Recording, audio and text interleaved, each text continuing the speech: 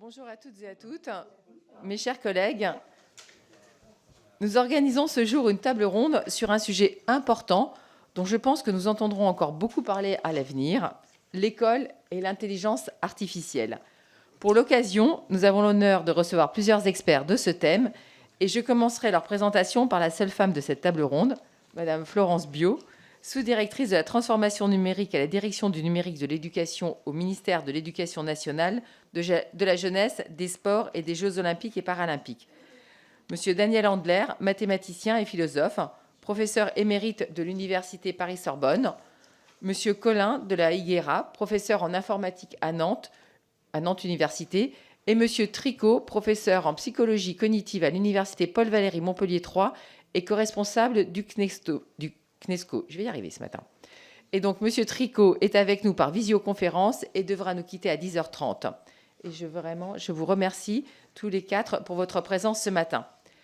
L'intelligence artificielle suscite beaucoup de fantasmes, d'espoir et de craintes, et nous vivons une révolution technologique majeure, et nous ne sommes manifestement qu'à l'aube des extraordinaires potentialités de cet outil. Compte tenu de la technicité du sujet, je placerai mes propos sous le contrôle bienveillant des experts présents. L'intelligence artificielle ambitionne de reproduire l'intelligence humaine par l'utilisation de l'informatique et des mathématiques. Si elle a émergé dès les années 1950, elle est devenue une priorité stratégique des autorités publiques depuis quelques années. Au-delà des considérations éthiques et de contrôle, l'IA recouvre des enjeux majeurs dans la concurrence mondialisée. Il est essentiel de ne pas se laisser distancer dans la course au progrès. L'adoption par de nombreux États de plans nationaux pour encourager le développement de l'intelligence artificielle en témoigne. En France, une stratégie nationale pour l'IA a été lancée en 2018, suivie dès 2021 d'une phase d'accélération avec comme objectif le renforcement de la compétitivité et l'attractivité de la France dans ce domaine. L'IA pénètre nombre d'aspects de notre vie quotidienne. Dans nos sociétés, où plus de 98% de l'information est numérisée, elle est devenue un enjeu stratégique central.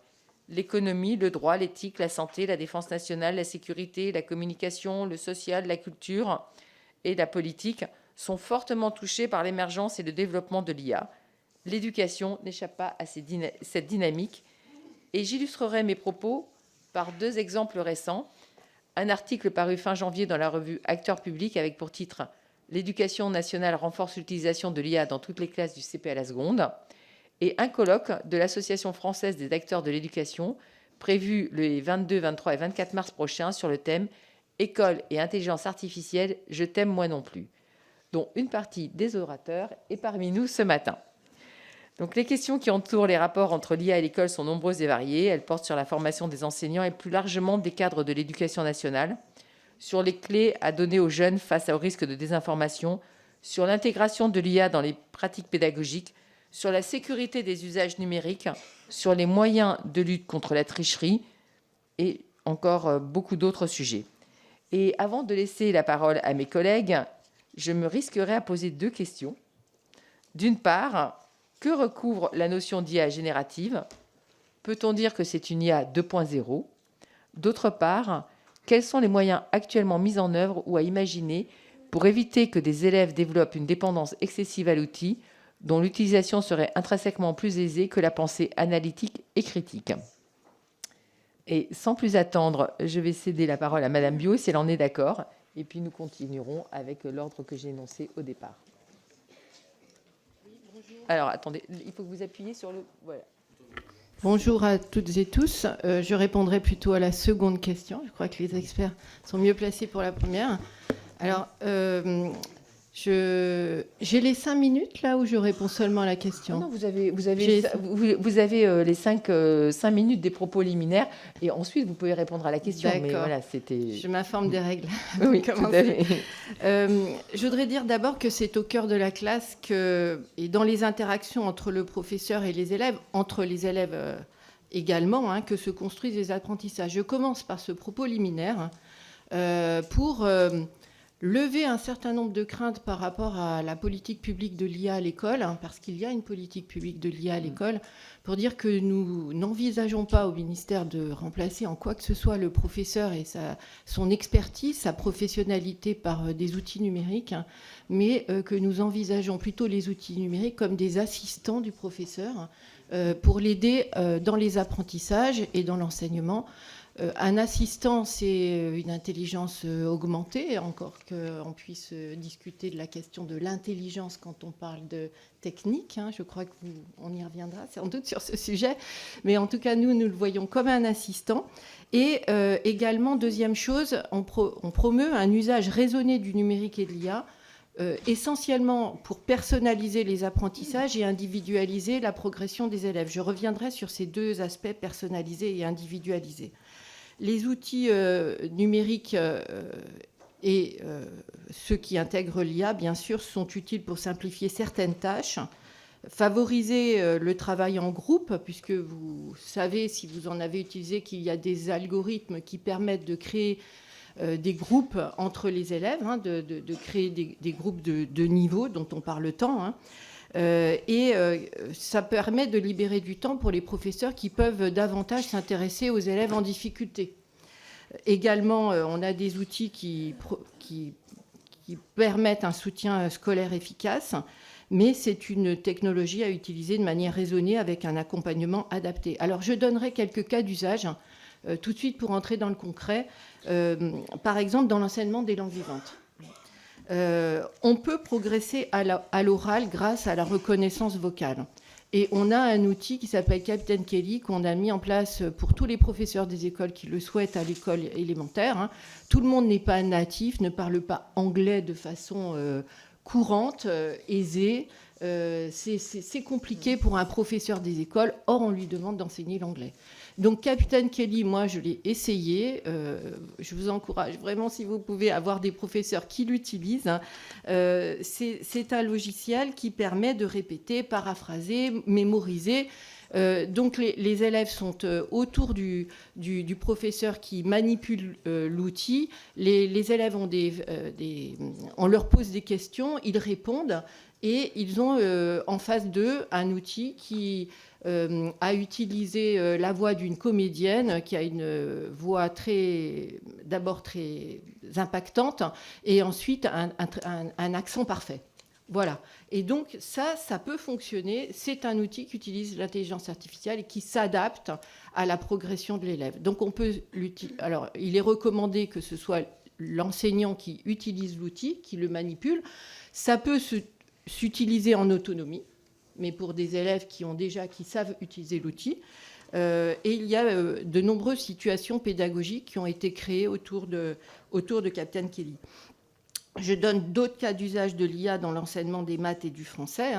Il y a des outils que l'on propose à tous les enseignants, encore une fois, du cycle 2, CP, CE1, CE2, autour des fondamentaux, en français et en maths. Alors, par exemple, maîtriser les fondamentaux en grammaire, la conjugaison, ce sont encore des exercices qui sont répétitifs. Vous parliez d'analyse, en quoi l'IA remplace plutôt les tâches répétitives, l'apprentissage par cœur, la mémorisation, qui est quand même une grosse partie de l'enseignement, qui n'est pas une partie négligeable.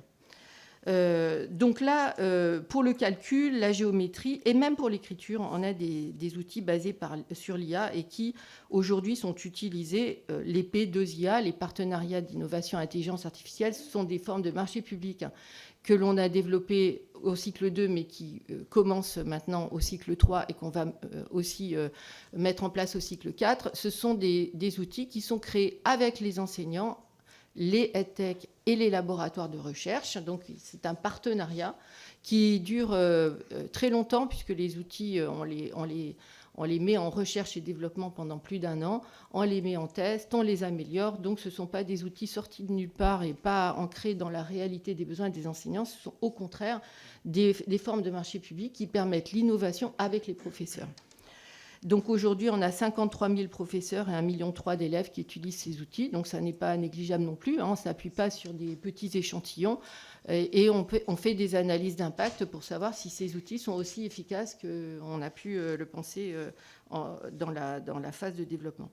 Donc voilà pourquoi, Madame, vous parliez de MIA seconde, puisqu'on lance là, à partir de février un outil qui utilise l'intelligence artificielle pour la remédiation en maths et en français des difficultés que peuvent éprouver les élèves de seconde. Mais il va y avoir une phase de test, des retours. Ce sont des outils qui sont, encore une fois, créés avec des chercheurs, des EdTech, et qui sont recettés de façon très, très attentive par l'inspection générale et les professeurs. Alors, j'ai donné quelques cas d'usage, mais on a aussi des outils pour les langues et cultures de l'Antiquité, depuis longtemps, des outils qui utilisent l'intelligence artificielle pour le latin et le grec. Et je dois dire que c'est très, très utilisé. Du CM1 à la terminale, on a un taux de pénétration chez les enseignants qui est très important. Voilà, donc je ne crois pas que l'IA soit, ou les outils numériques soient seulement l'apanage de certains profs et certaines disciplines, mais en revanche, on peut dire que ce sont l'apanage de certaines activités. Et ça, je pense qu'André Tricot, qui a travaillé sur ce sujet, pourra nous en dire plus. On n'utilise pas les outils pour n'importe quelle activité pédagogique. Je finirai par dire que il y a des enjeux, j'ai essayé de le dire pour l'amélioration de la détection des difficultés des élèves. Il y a une acculturation et une formation aux données à l'IA pour les enseignants et les élèves, ça, l'acculturation et la formation. Et puis un cadre de confiance pour l'utilisation de l'IA en classe, puisque vous parliez de tricherie. Bon, je pense qu'il y a un cadre de confiance à créer, on y reviendra. Quelle formation? On développe des MOOC sur l'IA. J'y reviendrai parce que sinon je serai trop longue. Et je finirai par une réflexion. Il y a consensus et dissensus autour des outils numériques et ceux qui intègrent l'IA au premier chef. Le consensus, c'est qu'il faut développer les compétences numériques des élèves et des professeurs. Il y a des compétences scientifiques, informatiques, il y a de la littératie numérique, il y a aussi des compétences qui ressortissent des sciences humaines et sociales. Il y a des capacités, il faut aussi traiter les données, savoir les présenter. Donc, il y a des connaissances spécifiques. Là, il y a consensus. On ne peut pas envoyer les élèves dans le monde du travail aujourd'hui sans ces connaissances. Elles sont absolument indispensables. Là où il y a plutôt dissensus, question, débat, c'est en quoi ça améliore la pédagogie et la didactique de la discipline. Là, il y a vraiment débat. Et c'est là où on a besoin d'éclairage. C'est pour ça qu'on écrit un guide des usages qui va sortir au printemps, qu'on a besoin beaucoup de s'appuyer sur les résultats de la recherche pour voir là où c'est efficace. Et là, les chercheurs nous le rediront. Et là, il y a aussi à tester. Les enseignants ont à tester. Et c'est vrai qu'un discours qui est bien sûr de prévention et autour de la santé, l'exposition aux écrans est absolument indispensable parce qu'il y a des dérives absolument énormes, on reviendra sur les chiffres.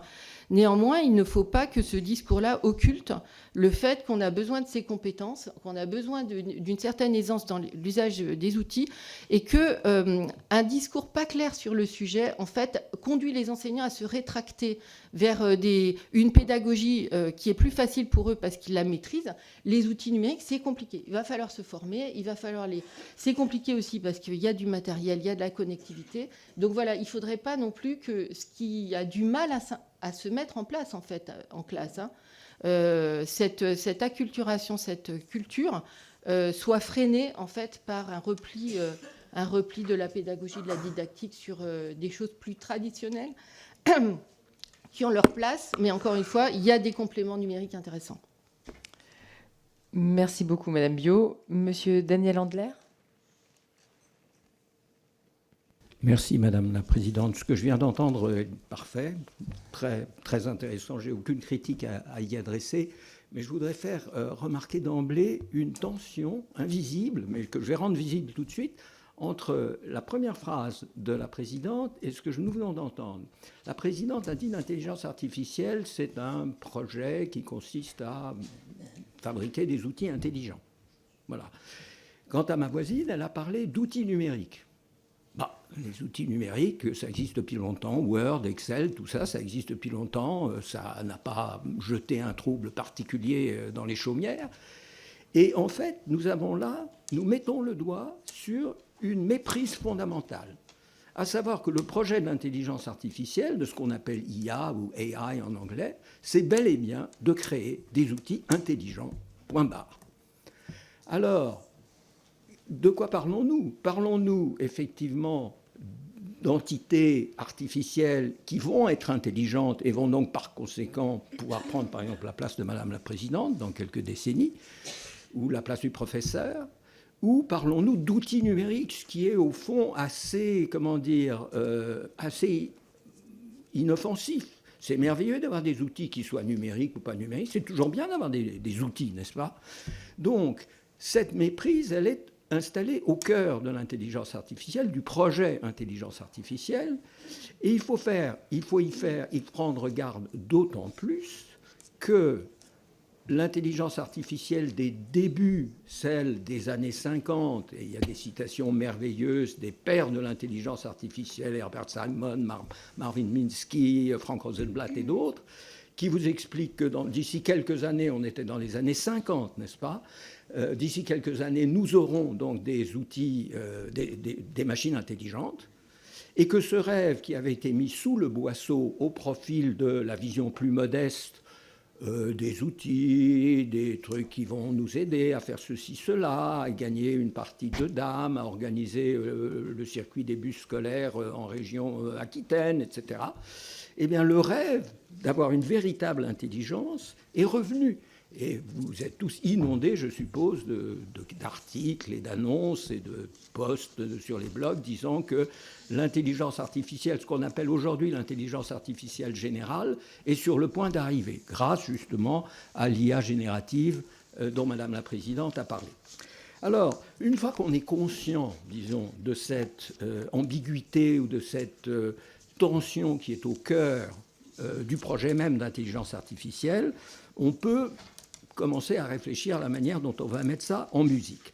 Alors, il est entendu que les systèmes artificiels intelligents, alors, outils numériques, systèmes artificiels intelligents, disons que les systèmes artificiels intelligents, c'est par les systèmes artificiels intelligents que l'IA impacte aussi bien la banque, les transports, l'enseignement, la santé, etc. C'est important, cette notion de système artificiel intelligent, parce que sinon, on a tendance à réifier l'IA, l'intelligence artificielle, comme une espèce de, de substance magique ou de poudre magique qu'il faudrait en quelque sorte que l'industrie ou la science va bientôt nous livrer et qui va pouvoir en quelque sorte pénétrer toutes les activités. Ce n'est pas du tout comme ça que ça se passe. Ce qui se passe, c'est qu'on construit des systèmes artificiels intelligents, si vous voulez, entre guillemets, bref, des outils. Alors, une fois qu'on est d'accord là-dessus, et clairement, la philosophie de l'éducation nationale, du ministère et de ce que je viens d'entendre est tout à fait dans ce sens, donc il n'y a pas de contradiction du tout entre ce que je viens de dire et ce que je viens d'entendre, mais je pense qu'il est utile de préciser qu'un système artificiel intelligent est donc un instrument entre les mains humaines. Jusque-là, très bien, rien ne bouge, mais c'est quand même un instrument très particulier, du fait qu'il est automatique, en sorte qu'il peut fonctionner en l'absence d'un humain qui le pilote de minute en minute. Donc de ce point de vue-là, il est plus comme une prothèse que comme un outil. Une prothèse, c'est quelque chose que vous mettez sur un membre, par exemple, lésé, et qui va permettre à ce membre de fonctionner aussi bien que possible, sans que, en quelque sorte, l'ingénieur, le biologiste soit intervenu. Une fois que la prothèse est en place, elle fonctionne en quelque sorte tout seul. Et quand vous pensez prothèse, vous devez vous demander comment est-ce qu'une prothèse fonctionne. Et là, il y a une nuance importante. Si la prothèse est très simple, vous n'avez pas besoin, disons, de connaissances très profondes de physiologie. Tant qu'il s'agissait d'un bout de bois accroché par des lanières de cuir au moignon, il n'y avait pas besoin de savoir grand-chose sur la motricité. Maintenant, si vous voulez une prothèse intelligente, justement, une prothèse avancée, une prothèse qui va être sensitive, qui va être réactive, qui va permettre aux patients de fonctionner de manière quasi normale, il faut au contraire des connaissances extrêmement précises de physiologie, d'anatomie, de motricité humaine, etc. Et donc, ça nous donne, disons, si vous voulez, une sorte de principe de proportionnalité. Plus l'outil va être avancé, plus on va aller, disons, de Excel et Word à des outils de personnalisation, de suivi individuel, etc., à du mentoring en dehors de la classe, etc., plus il va falloir faire extraordinairement attention à la manière dont on installe cette prothèse, dont on la met à jour et ainsi de suite. Et il faut donc accorder autant d'attention à la manière dont la prothèse s'insère en quelque sorte dans les processus cognitifs de l'élève, mais aussi de la manière dont la prothèse et l'enfant muni de cette prothèse, tout ça entre guillemets, bien sûr, c'est une métaphore, s'insère dans un processus pédagogique complexe où il y a des professeurs, une hiérarchie scolaire, une famille, etc. Et donc, il faut accorder autant d'importance à cet environnement, aussi bien l'environnement cognitif de l'enfant que l'environnement social du processus pédagogique, familial, social, économique, etc., qu'à la confection, en quelque sorte, de l'outil lui-même. Donc ça, c'est disons, un principe de proportionnalité que je vous propose. Alors, une deuxième chose à propos de l'IA générative. Donc, le problème de ChatGPT et des outils semblables, c'est qu'effectivement, ils ouvrent une ère nouvelle. Je suis tout à fait d'accord avec ça. Je suis tout aussi épaté, en quelque sorte, que n'importe qui par ce que fait ChatGPT. Et le problème de ChatGPT, c'est qu'il pose comme une personne. Ce n'est pas une vraie personne. Il parle de nulle part, il ne tient pas à ses avis, puisque dès qu'on lui fait le moindre reproche, il dit « Ah, excusez-moi, effectivement, je me suis trompé ». Il n'a aucun enjeu, si vous voulez. Ce n'est pas vraiment une personne, mais il a l'air d'une personne. Et ça, c'est quelque chose qui peut être dangereux, voire néfaste. Que ce soit en dehors de la classe, quand ChatGPT et outils équivalents travaillent tout seul, en quelque sorte, avec l'élève, ça peut induire une sorte de trouble de l'élève qui a l'impression d'avoir affaire à une personne et qui n'a pas vraiment affaire à une personne. Donc il faut imaginer des garde-fous en quelque sorte contre ce sentiment de tromperie, de mystère, de menace sourde, etc. Et quand ChatGPT et outils semblables interviennent dans la classe, alors là c'est autre chose, c'est qu'il fait concurrence aux professeurs si on n'y fait pas très attention. Il faut une présence humaine très forte pour éviter que ChatGPT prenne le dessus. Imaginez un enseignant, que je caricature, qui est perdu. D'abord, il ne comprend pas du tout ChatGPT. À vrai dire, il ne domine pas vraiment les mathématiques de troisième. Il est un peu perdu. La classe est turbulente. ChatGPT va prendre le dessus, va prendre une sorte d'ascendant sur lui. Il faut donc éviter ça. Et je dirais, il y a un deuxième principe de proportionnalité, si vous voulez, que je peux vous suggérer, c'est qu'il faut proportionner l'intelligence, entre guillemets, c'est-à-dire l'aspect interactif, l'aspect perfectionné, etc., de l'outil à ce que peut supporter le professeur. Si vous avez un professeur expérimenté, très sûr du processus pédagogique de sa matière, etc., vous pouvez très bien lui adjoindre un ChatGPT très avancé. Mais si vous n'avez pas sous la main ce genre de professeur, je pense qu'il faut plutôt freiner du côté, disons, de cet outil très perfectionné. Alors la dernière chose, c'est, et je me tais, j'ai probablement déjà trop parlé, mais j'en ai pour 30 secondes, pour répondre à la question « que faire ?» Que faire pour éviter les inconvénients, etc. Alors moi, je préconise, ma doctrine est toute simple, c'est une doctrine de bilinguisme. Le bilinguisme, ce n'est pas français, italien ou croate, espagnol, c'est avec et sans. Avec les outils numériques et notamment ce qu'on appelle l'IA, ChatGPT, etc., et sans.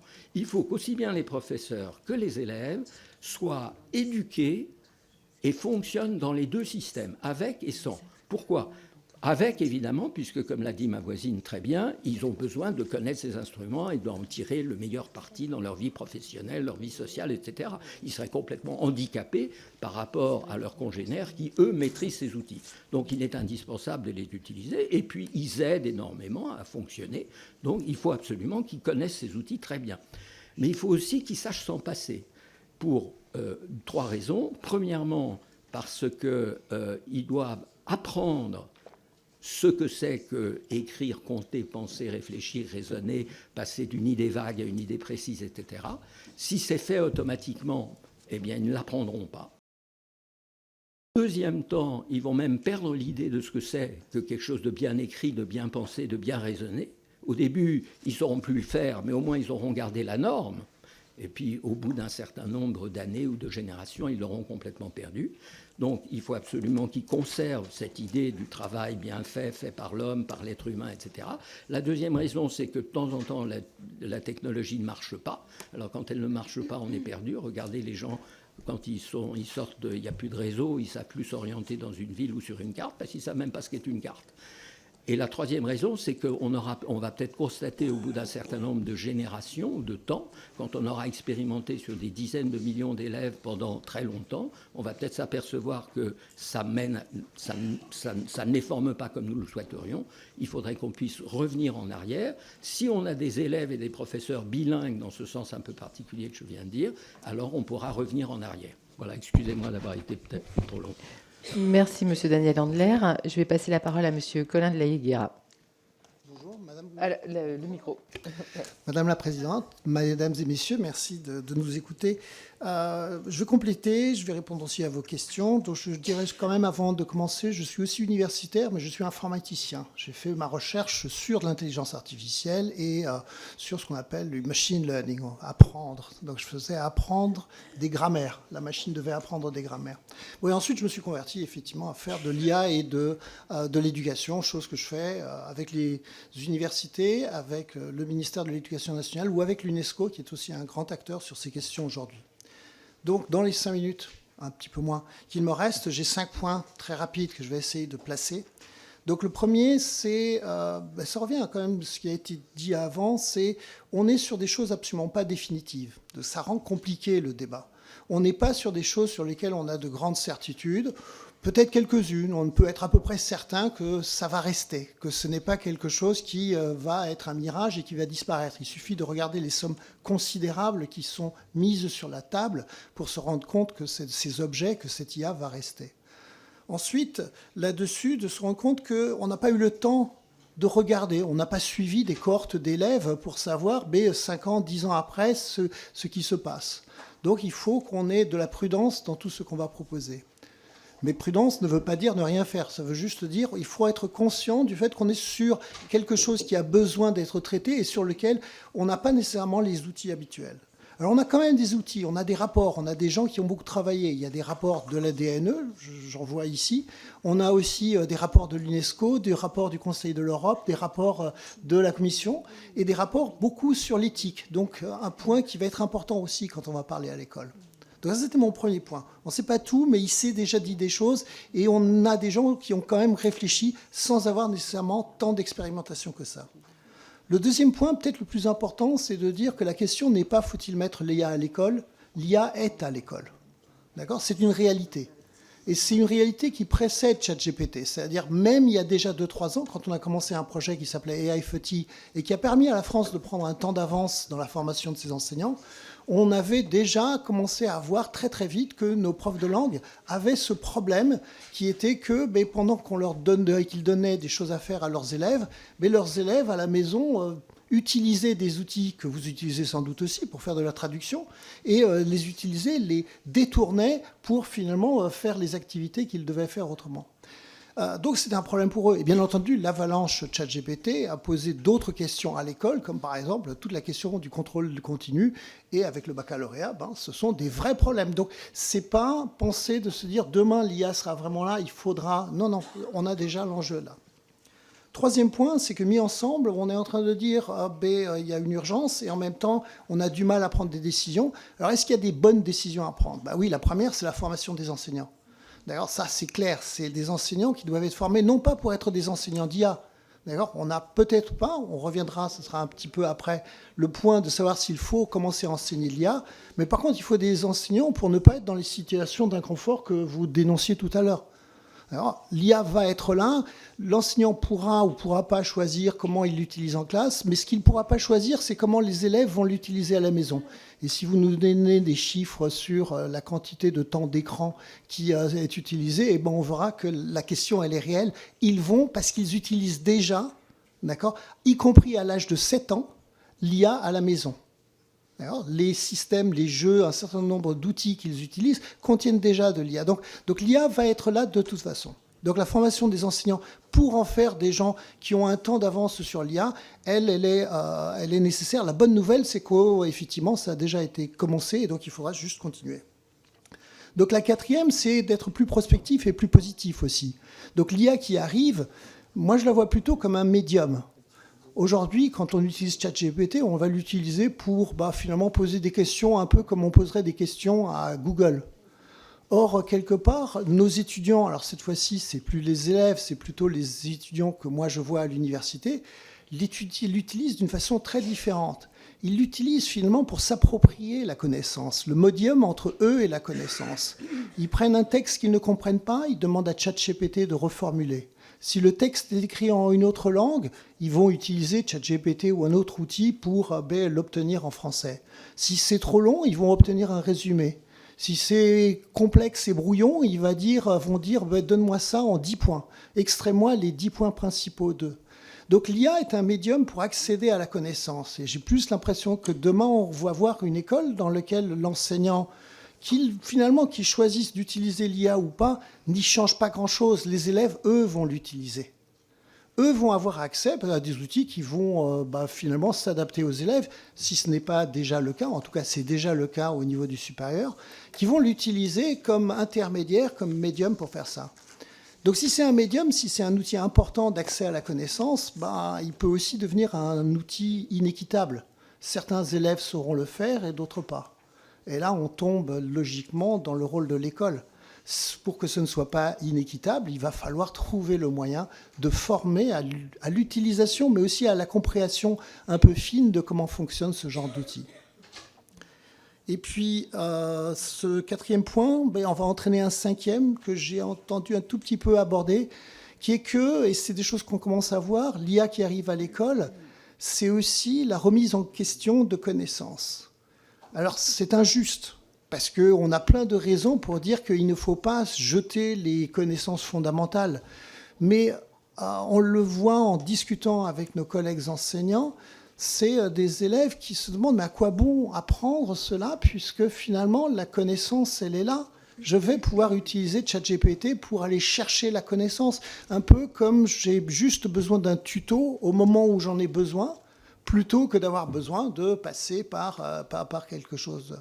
Alors, bien entendu, ils se trompent, mais c'est à nous de trouver tout un travail d'explication pour expliquer en quoi ils se trompent.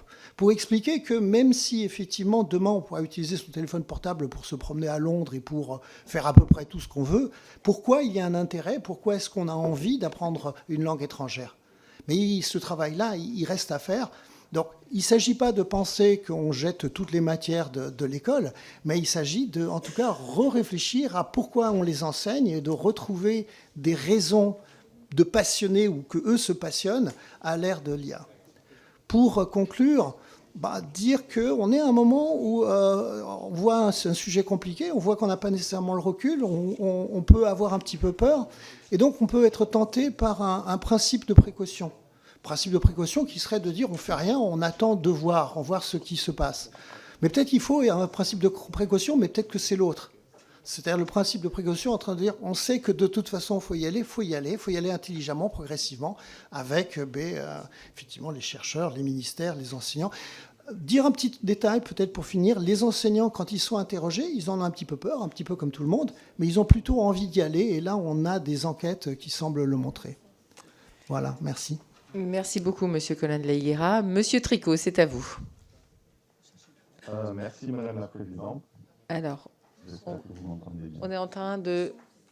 On t'entend pas, André. Ah, Voilà, c'est bon, on vous entend. d'accord, merci. Merci, Madame la Présidente, de me donner la parole. Ce que je voudrais dire, premièrement, c'est que l'intelligence artificielle et l'éducation, ou dans l'enseignement, c'est un domaine de recherche depuis 40 ans.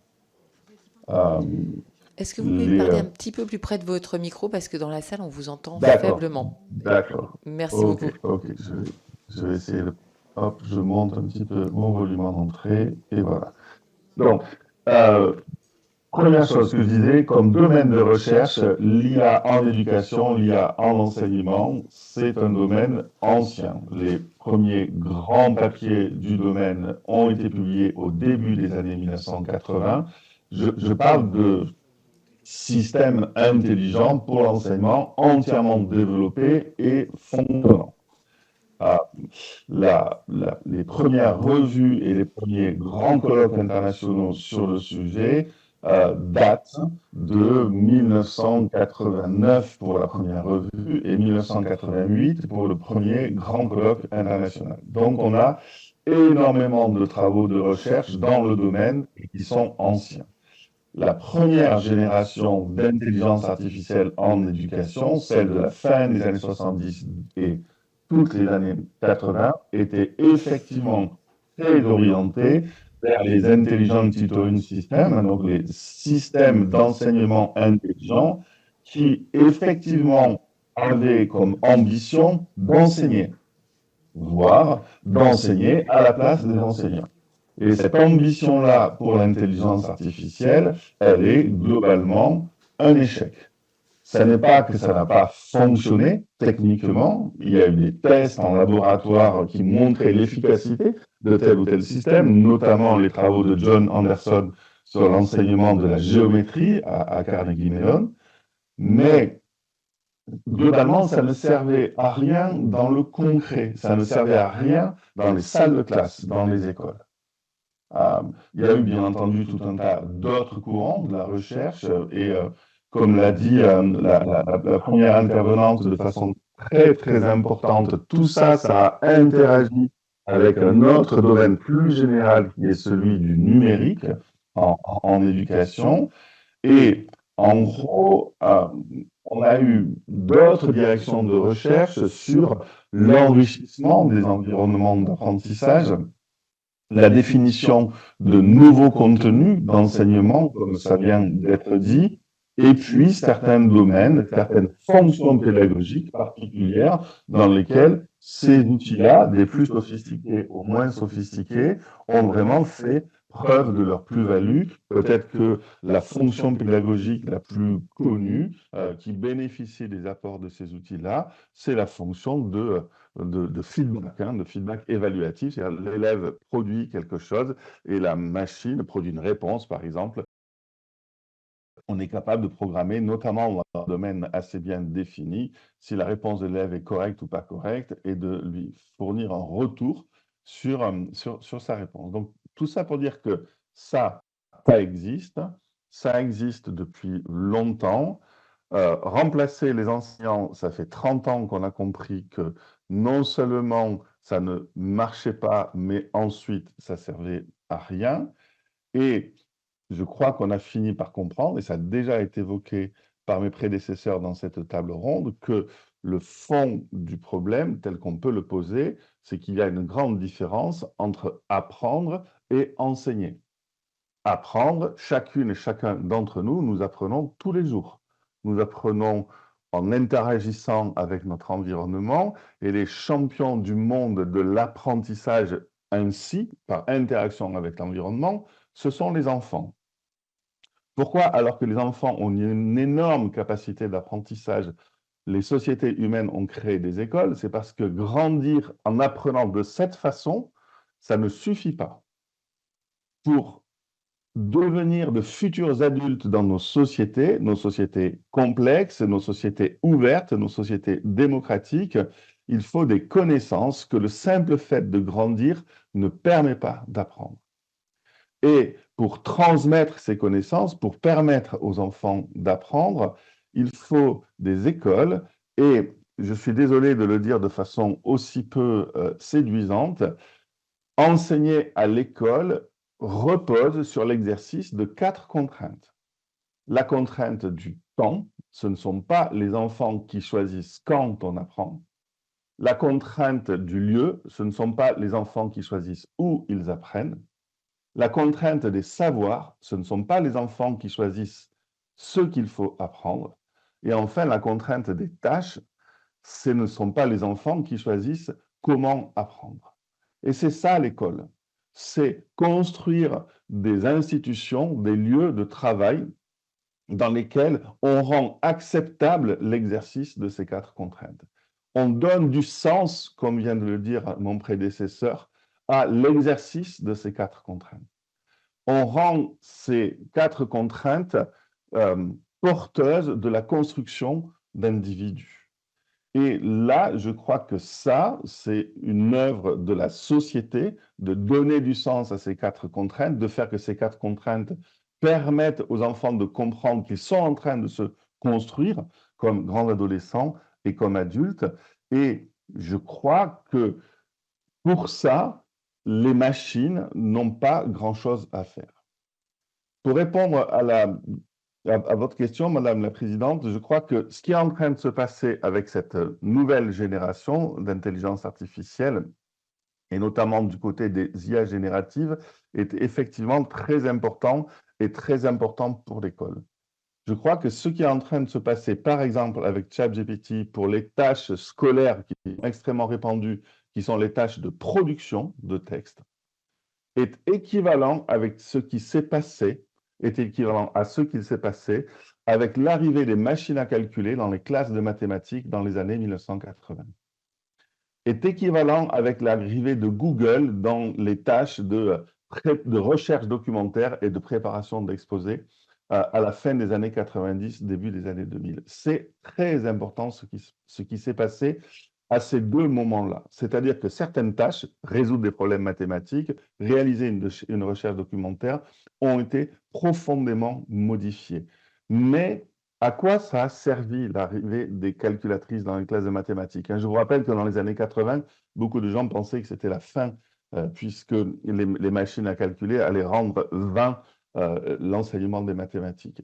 En fait, l'arrivée et ça c'est très bien documenté par la littérature des années 80, les calculatrices ont permis de se centrer sur le cœur de l'apprentissage des mathématiques, qui est la résolution de problèmes, et reléguer au second plan une autre activité qui est l'activité de calcul. Mais ce qu'on documente aussi très bien, et mes prédécesseurs l'ont dit, c'est que les machines à calculer sont on ne peut plus efficaces avec les élèves qui sont déjà performants en mathématiques et qui utilisent, exactement comme l'a dit Daniel Handler, la calculatrice comme une prothèse intelligente. Les élèves qui sont en difficulté en mathématiques ont énormément de mal à utiliser intelligemment leur calculatrice. Donc voilà, permettez-moi de finir sur cette comparaison qui, de mon sens, nous dit ce qui est en train de se passer. Pardon d'avoir été aussi long. Merci beaucoup, Monsieur Tricot. Non, vous avez fait un peu moins que le temps moyen, nettement moins que le temps moyen de vos autres intervenants, donc pas de problème. Maintenant, nous allons passer aux orateurs de groupe qui ont chacun 2 minutes. Et nous avons 10 groupes, donc normalement, ça fait 20 minutes.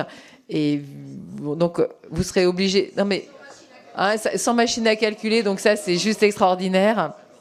Non, mais je travaille notre passage sur des antennes télé avec des petits moments comme ça. Mais tout simplement pour dire que M. Tricot, devant nous quitter à 10h30, vous n'aurez pas la possibilité de répondre. Mais s'il y a des apports que vous souhaitez nous faire, n'hésitez pas à nous envoyer votre contribution par écrit et je la diffuserai, bien entendu, à l'ensemble de mes collègues. Voilà. C'était pour cela, mes collègues, mes chers collègues. Donc nous allons commencer avec le groupe Renaissance et Graziella Melchior. Merci Madame la Présidente, Madame, Messieurs les experts, si vous me permettez de vous appeler comme ça. Je vous remercie pour votre participation à cette table ronde autour de l'intelligence artificielle à l'école et remercie également Madame la Présidente pour l'organisation de celle-ci. Je crois en effet que l'irruption des intelligences artificielles dans nos vies, et singulièrement dans celle des enfants, constitue pour beaucoup une révolution dans laquelle nous devons être proactifs et non passifs. À ce sujet, à l'occasion de la présentation de la feuille de route du choc des savoirs, le ministre de l'Éducation nationale d'alors, Gabriel Attal, avait annoncé vouloir faire de la France le premier pays au monde à généraliser à titre gratuit l'usage d'une intelligence artificielle. Elle sera utilisée pour tous les élèves d'une classe d'âge en dehors des heures de cours et en complément de l'accompagnement en classe. Le ministre de l'Éducation nationale avait également annoncé qu'un guide pédagogique des usages du numérique serait édité au printemps 2024 à destination de tous les enseignants, ce dont vous avez déjà parlé. Celui-ci permettrait d'accompagner leurs pratiques sur le terrain, prenant en compte les transformations induites par l'arrivée des IA génératives, notamment pour les évaluations.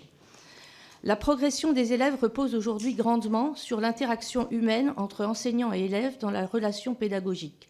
L'intégration des intelligences artificielles ne risque-t-elle pas de déstabiliser ce lien essentiel, à la fois dans la construction des savoirs et dans la position d'autorité et de sachant qu'incarne l'enseignant ? Aussi, j'aimerais avoir votre avis sur la manière dont on peut utiliser les IA pour adapter l'enseignement aux besoins particuliers de chaque élève sans affaiblir la place de l'enseignant. Par ailleurs, la question de l'encadrement se pose inévitablement.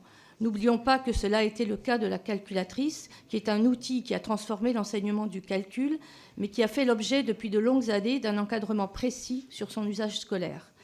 Aussi, au-delà du guide à destination des enseignants, ne devrait-on pas également imaginer un contrat pédagogique pour expliquer à l'élève dans quel cadre l'usage des IA en classe et en dehors est pertinent et autorisé ? Ceci afin de développer son esprit critique et d'utiliser les IA à bon escient. Je vous remercie. Merci, Madame la députée. Pour le Rassemblement national, Roger Chudeau. Merci Madame la Présidente, Madame la Directrice, Mesdames et Messieurs. Je suis venu à cette table ronde dans l'espoir d'avoir un certain nombre de réponses sur la question de savoir si l'intelligence artificielle peut permettre en matière de transmission des connaissances à nos élèves. J'avoue que je reste un peu sur ma faim. Ce n'est pas du tout que vous n'ayez pas été brillant dans vos exposés, mais j'ai plus de questions et je suis encore plus dubitatif maintenant qu'au début de la séance. Les exemples que vous avez proposés de progrès me semblent sujets à caution. Quand, Madame la Directrice, vous parlez des progrès de la reconnaissance vocale pour l'apprentissage des langues, je crois que vous êtes à côté du sujet. Les langues ne peuvent pas être apprises dans le système actuel avec 3 heures par semaine à 30 élèves. Il faut un enseignement intensif, ça n'a rien à voir avec l'intelligence artificielle. Quand vous nous décrivez les 20 000 exercices de mathématiques et de français proposés aux élèves de seconde dans le cadre du MIA, les modules interactifs adaptatifs, je me demande pourquoi il n'y en a pas 200 000 ou 2 millions. Ça n'a pas de sens, 20 000. Pourquoi 20 000 Quelle est la valeur ajoutée de ce système par rapport, par exemple, à de bonnes vieilles annales n'est-ce pas, qui ont été rédigées par des professeurs et commentées par des professeurs. Ça n'est pas parce que c'est électronique et immédiat que c'est mieux. Je ne comprends pas vraiment. Hein, bon. Donc j'ai bien peur qu'on se paye un peu de mots là-dessus. Et je ne vous ai pas entendu parler du tout des dangers éventuels de l'intelligence artificielle dans l'éducation. Rien sur le big data et le recueil d'informations. Où iront les informations qui seront recueillies par le big data sur les élèves qui utiliseront les bases de données? Franchement, où est la sécurité? Quel contrôle? Vous n'avez pas non plus rien sur des suivis de cohortes d'élèves qui permettraient de mesurer des progrès réels. Donc, si vous voulez, j'ai plus de questions que de réponses.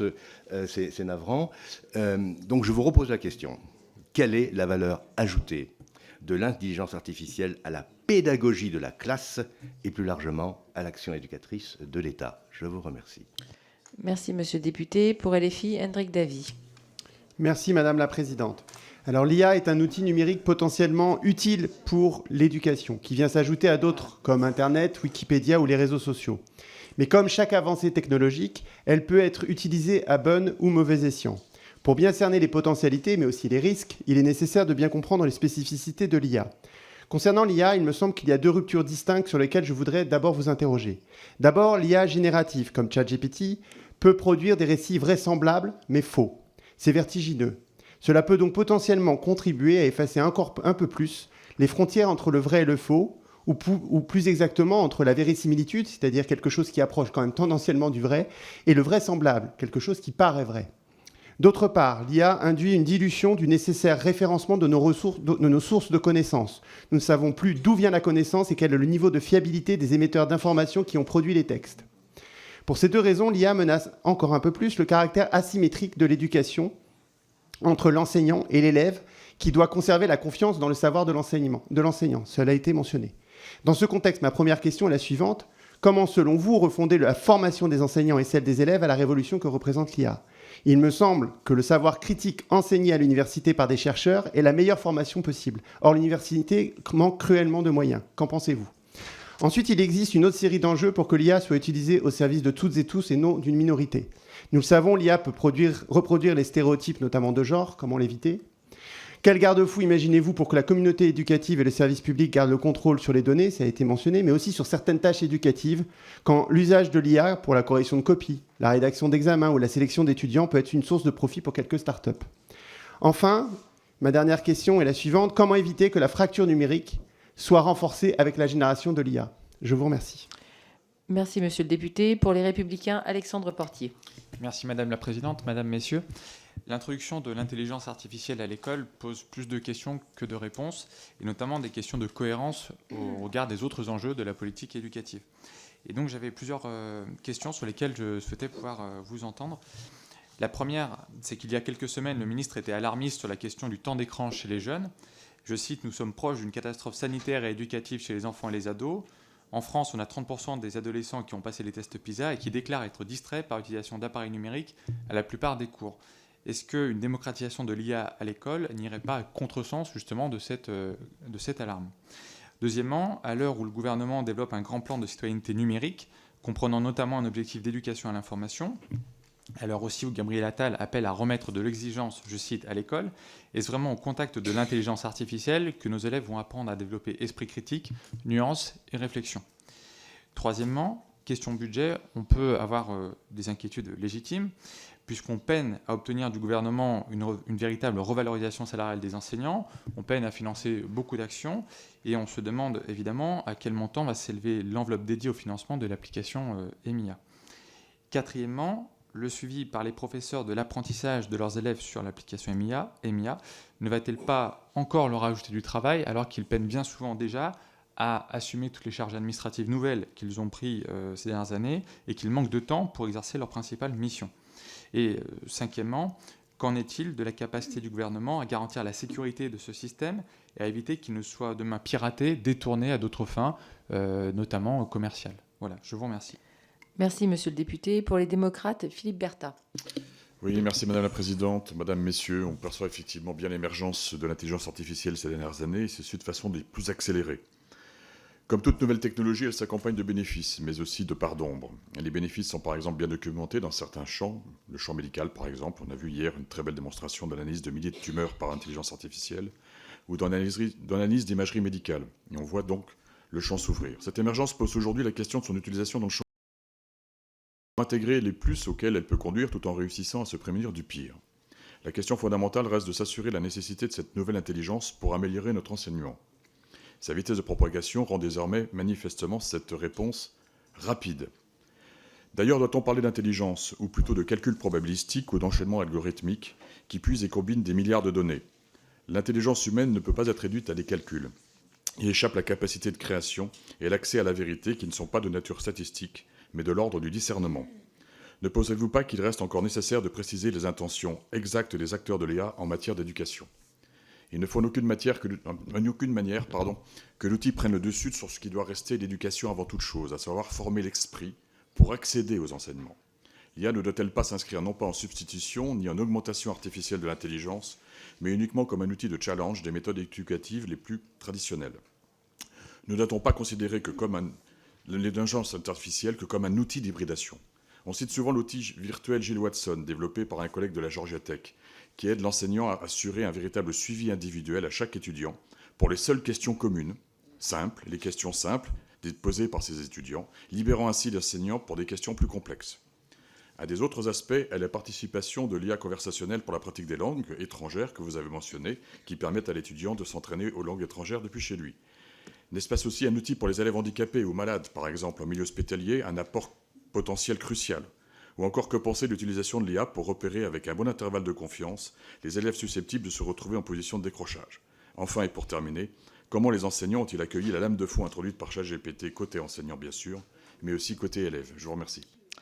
Merci, monsieur le député. Pour les socialistes apparentés, Fatia Kelouachi. Oui, merci Madame la Présidente. Tout d'abord, je vais remercier les intervenants de cette table ronde pour la qualité de leur intervention et pour les interrogations que vous nous avez suscitées. Je voudrais revenir sur l'éducation au numérique, parent pauvre des programmes scolaires. Dans un monde de plus en plus numérisé, l'apprentissage à l'école des pratiques numériques est absolument nécessaire. Il faut que nos élèves soient en capacité de connaître les avantages ainsi que les risques liés au numérique. Cependant, notre système éducatif ne parvient toujours pas à l'intégrer pleinement dans les programmes, laissant nos élèves mal préparés à naviguer dans une ère technologique en constante évolution. Pour preuve, l'heure de technologie supprimée pour les élèves de 6e depuis la dernière rentrée, qui ne fait qu'aggraver le retard de nos élèves en matière d'éducation numérique. L'intelligence artificielle, quant à elle, doit prendre pleinement sa place dans les apprentissages. Les élèves doivent savoir utiliser l'intelligence artificielle et être en capacité d'analyser dans quelle mesure cette intelligence artificielle fait partie de leur quotidien. L'éducation nationale a, semble-t-il, un rôle à jouer dans l'utilisation de l'intelligence artificielle afin d'apporter aux élèves un regard critique et afin qu'ils puissent construire leurs propres usages domestiques. Aussi, je souhaiterais savoir quelles sont les différentes propositions des intervenants pour mieux intégrer l'éducation au numérique et donc à l'intelligence artificielle dans les programmes scolaires. Quelles matières doivent être les portes d'entrée de cette éducation selon les niveaux? Je vous remercie et puis j'en profite aussi pour préciser que ChatGPT m'a aidé à écrire cette intervention. Voilà. Merci Madame la députée. Pour Horizon et Apparentés, Béatrice Bellamy. Merci Madame la Présidente, chers collègues, messieurs. Merci pour vos premières explications et pour votre participation à nos travaux. Un constat semble partagé, les intelligences artificielles vont bouleverser nos vies et transformer nombre de nos pratiques. L'éducation n'y échappera pas et n'y échappe déjà pas. Et nous aurions tort de n'y voir que les risques. Le danger, c'est de couper l'éducation nationale d'une rupture technologique qui va fortement influencer la société et les individus. Avec les députés Horizon, nous pensons que l'institution a un rôle clé à jouer dans ce moment. Il y a un train en marche à ne pas rater. La technologie est là et ne va faire que progresser. La mère des batailles doit donc être l'adaptation. S'y adapter d'une part en développant l'éducation à l'IA, en décryptage et à son utilisation. Cet apprentissage est nécessaire, interdisciplinaire, comme l'est aujourd'hui l'éducation aux médias et à l'information. Dans quel cadre cette éducation à l'IA doit-il se faire? Quelle place les nouveaux programmes d'enseignement moral et civique vont-ils avoir à l'IA? S'y adapter, d'autre part, en formant régulièrement et efficacement les professeurs et les personnels. Notre communauté éducative doit pouvoir suivre cette évolution. En formant la communauté éducative, comment faire face à l'évolution ultra rapide des technologies? S'y adapter enfin en utilisant l'IA en classe et en dehors pour des applications pédagogiques. C'est le principe des annonces qui ont été faites autour de l'utilisation du logiciel MIA Seconde à la rentrée 2024. Selon vous, à quel âge faut-il commencer à sensibiliser les jeunes à l'IA et comment faire pour que l'IA ne renforce pas davantage les inégalités scolaires? Je vous remercie. Merci Madame la députée. Pour le groupe Lyot, Stéphane Lenormand. Merci Madame la Présidente. En septembre 2017, Cédric Villani, mathématicien et député, s'était vu confier une mission par le Premier ministre sur la mise en place de la stratégie française et européenne en intelligence artificielle. Dans ce rapport qui a été rendu en mars 2018, il citait plusieurs pistes, notamment un paragraphe sur l'IA inclusive et diverse, mais il notait dans un premier temps le manque de parité entre étudiantes et étudiants dans les filières d'enseignement du numérique et de l'IA, mais surtout il observait de réelles inégalités d'accès au numérique entre les différentes classes sociales. Vous savez, moi j'ai été enseignant, j'ai commencé avec les MO5 et MO6, les TO7 qui allaient révolutionner nos pratiques.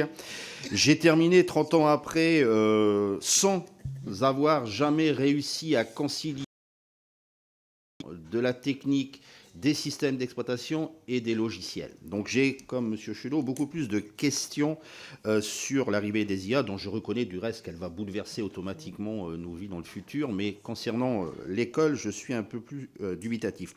En effet, je crois que dans un premier temps, il est important de rappeler, et que c'est sans doute la priorité, qu'il faudrait doter toutes les écoles de France et de Navarre des outils informatiques dans un premier temps. Mettre l'accent sur la formation des enseignants, parce que sur le numérique, j'ai vu des collègues pendant toute ma carrière qui ont été complètement perdus avec l'arrivée de ces outils, parce qu'il n'y a jamais eu d'information. Et qui plus est, sur les potentialités de l'IA, je pense que ça, il faut y réfléchir en amont et c'est à mon avis une des priorités. Ensuite, bien sûr, j'aimerais savoir quelles sont vos pistes de réflexion pour qu'elles réduisent les inégalités au sein de l'école, cette IA, et qu'elle ne les accentue pas. Il faut aussi, et le collègue en a parlé, s'intéresser sur les éventuels dangers. Qu'est-ce que l'on attend de l'utilisation de l'IA par les élèves et de manière plus générale par rapport à ce que j'ai dit, est-ce qu'il ne serait pas temps aujourd'hui d'avoir une analyse beaucoup plus fine et poussée sur l'impact réel des outils numériques qui sont arrivés dans le système scolaire avant d'aller plus loin? Et je tiens à rappeler que l'acte d'enseigner, c'est avant tout une interaction humaine et qu'il ne faudrait pas que l'intelligence humaine et émotionnelle soit dépassée par une intelligence artificielle. Merci. Merci, monsieur le député. Merci, mes chers collègues. Donc maintenant, c'est à vous pour les réponses à ces différentes interrogations, questions, constats. Je me lance sur quelques questions. Alors, à quel âge commence-t-on à appréhender la matière ? Je dirais dès le plus jeune âge, si on peut en maternelle, avec des outils qui permettent de comprendre déjà ce que c'est que la pensée informatique, l'algorithmique. Alors évidemment, ces concepts ne sont pas présentés comme ça, mais il y a des jeux, il y a des petits robots, il y a des façons d'enchaîner des tâches qui aident à la spatialisation aussi de l'enfant, hein, aller à gauche, aller à droite, déjà des petits exercices de codage. Vous parliez de l'égalité filles-garçons. Dans les 5 minutes qui m'étaient données, je n'ai pas pu aborder plus à fond ce thème, mais le plus tôt possible, parce que c'est là où il n'y a pas encore, disons, un biais, une pression, un fait culturel qui fait que dès le CP, les filles sont réputées être moins bonnes en maths. En réalité, ça se joue très tôt dans l'éducation. Donc, le plus tôt possible, parce que si on est en action, en activité autour de ces... Pour appréhender déjà ce que peut être la pensée informatique, eh bien, on n'a pas ces biais-là et on accroche les filles autant que les garçons.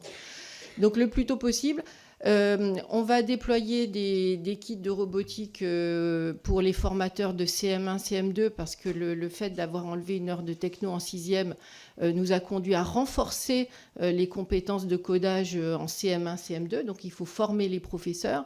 Il y a aussi un renforcement des compétences en la matière au cycle 4 avec les nouveaux programmes. Et c'est le professeur de techno et le professeur de maths qui vont assumer. Mais je ne parle ici que de la pensée informatique. Je parlerai ensuite de l'EMI. Hein. Donc là, on renforce en cycle 4 la question et il y a des cas d'usage sur l'IA. On a beaucoup renforcé aussi l'IA dans les programmes. Et puis, à partir de la seconde, vous savez qu'on a mis en place depuis l'année 2019 un tronc commun en seconde. Donc, il y a une seconde SNT, sciences numériques et technologies, pour tous les élèves. Et je crois que la France est quand même un pays à part où on a pris en compte ce sujet très tôt et on propose à tous les élèves un tronc commun. Ensuite, bien sûr, il y a une filiarisation en quelque sorte puisqu'il y a des spécialités qui se mettent en place avec numérique et sciences informatiques. Il y a un très grand enjeu d'ailleurs à recruter des professeurs d'informatique, peut-être en plus grand nombre si c'est possible. Ça, les chercheurs reviendront sur les moyens qui sont donnés à l'université, à la formation académique en la matière. Hein. Donc voilà, l'âge.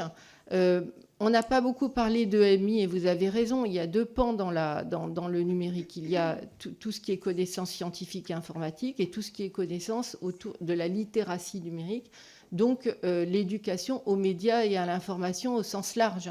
Et là, si on ne comprend pas ce qu'est l'intelligence artificielle, là on n'a pas le temps, on ne fait pas une formation sur l'intelligence artificielle, mais on en a tous besoin. L'année dernière, in fine, à Poitiers, on a un PNF, un plan national de formation. On a formé 1000 cadres, les inspecteurs, les chefs d'établissement, les IEN. On a formé tout le monde à l'IA pour comprendre ce que c'était qu'une IA générative. Si on n'apprend pas ce que c'est, on survole en fait, on ne parle pas du sujet.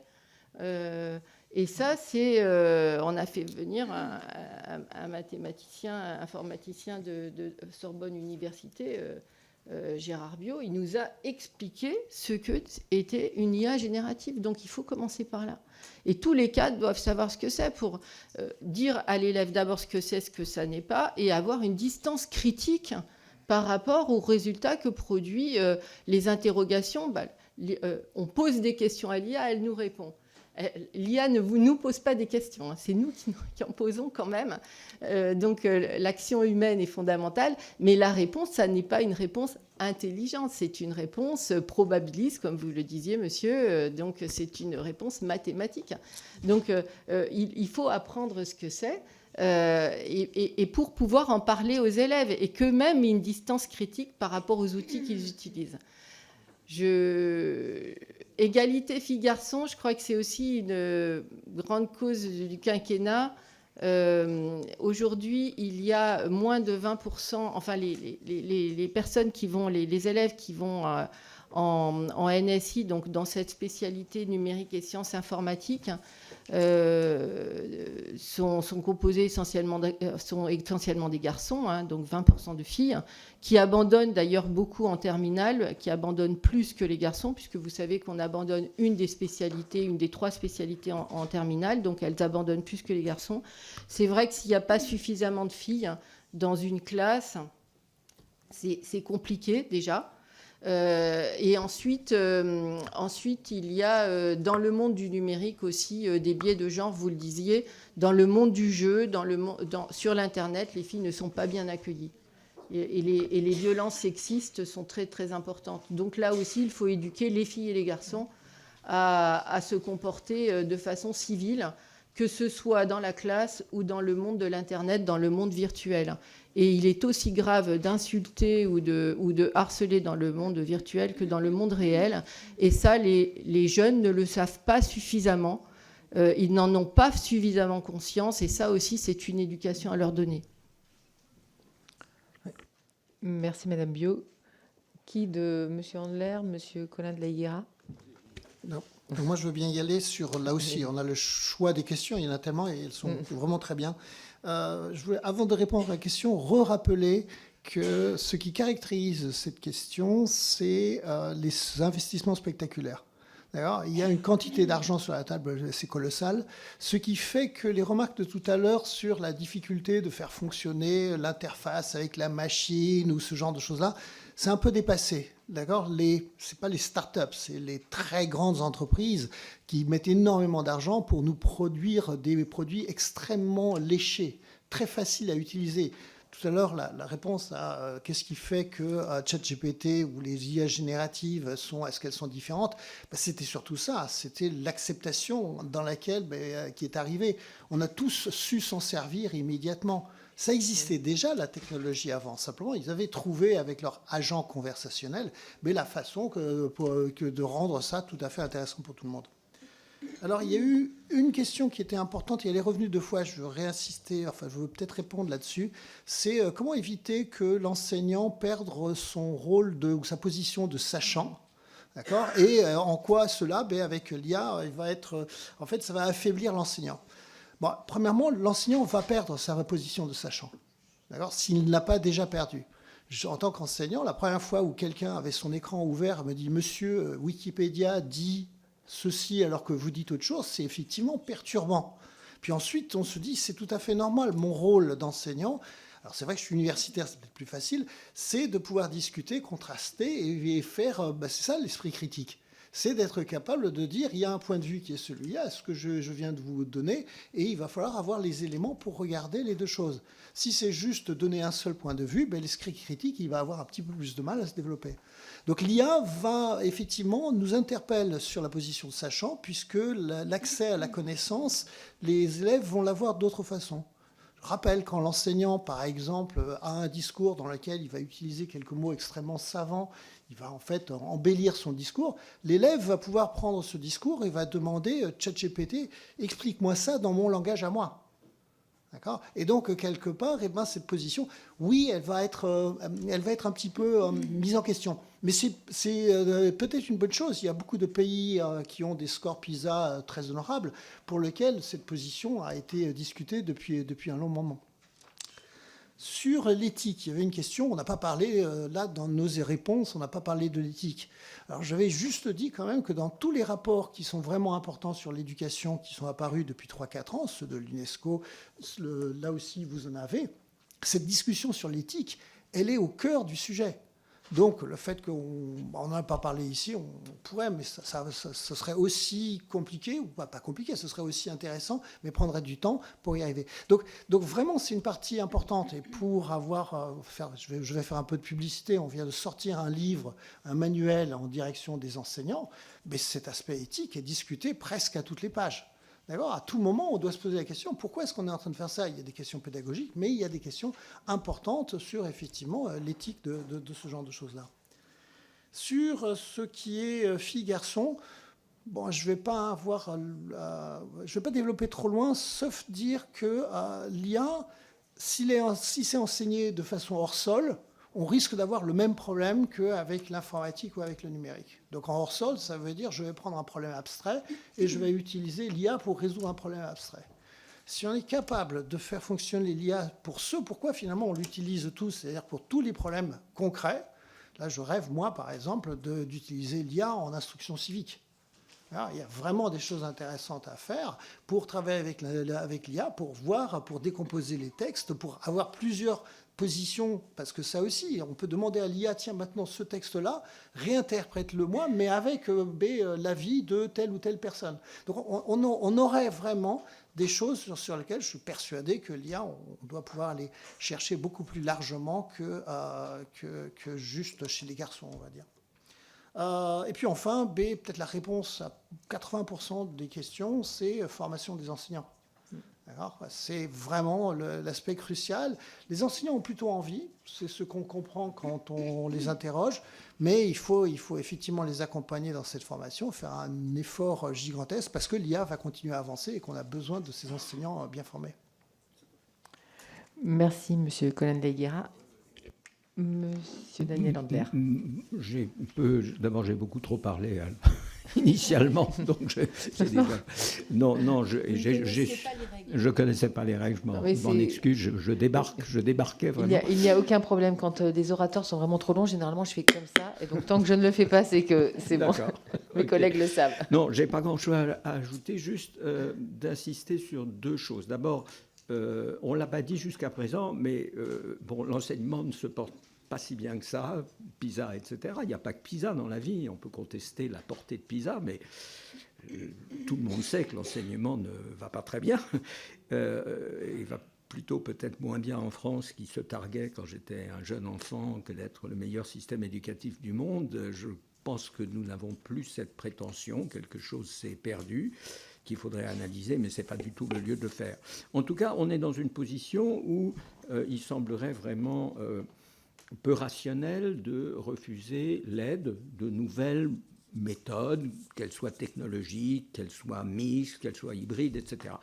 Mais j'ai été très frappé par le fait que pratiquement, presque unanimement, mesdames et messieurs les députés, vous avez accueilli cette nouvelle idée, cette nouvelle contribution de manière assez positive, en disant, ben voilà, ça va servir, ça peut servir, évidemment, ça doit être encadré, etc.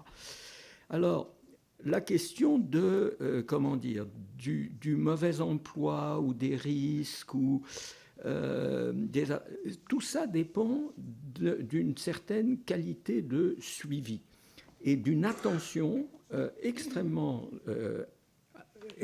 forte accordée à la manière dont ces outils sont introduits, la manière dont ils sont évalués et la manière dont on apprend à partir de l'expérience. Alors je crois que là, il y a de grands progrès ont été faits pendant très longtemps sur une espèce de sagesse collective immanente, n'est-ce pas ? Les professeurs connaissaient leur métier depuis toujours, et les inspecteurs faisaient ce qu'ils faisaient, et le ministère faisait ce qu'il faisait, et au fond, personne ne savait très bien pourquoi ça marchait, si ça marchait, pourquoi ça ne marchait pas, si ça ne marchait pas. Je crois qu'on s'est vraiment écarté de ce modèle traditionnel, et que c'est une très bonne chose.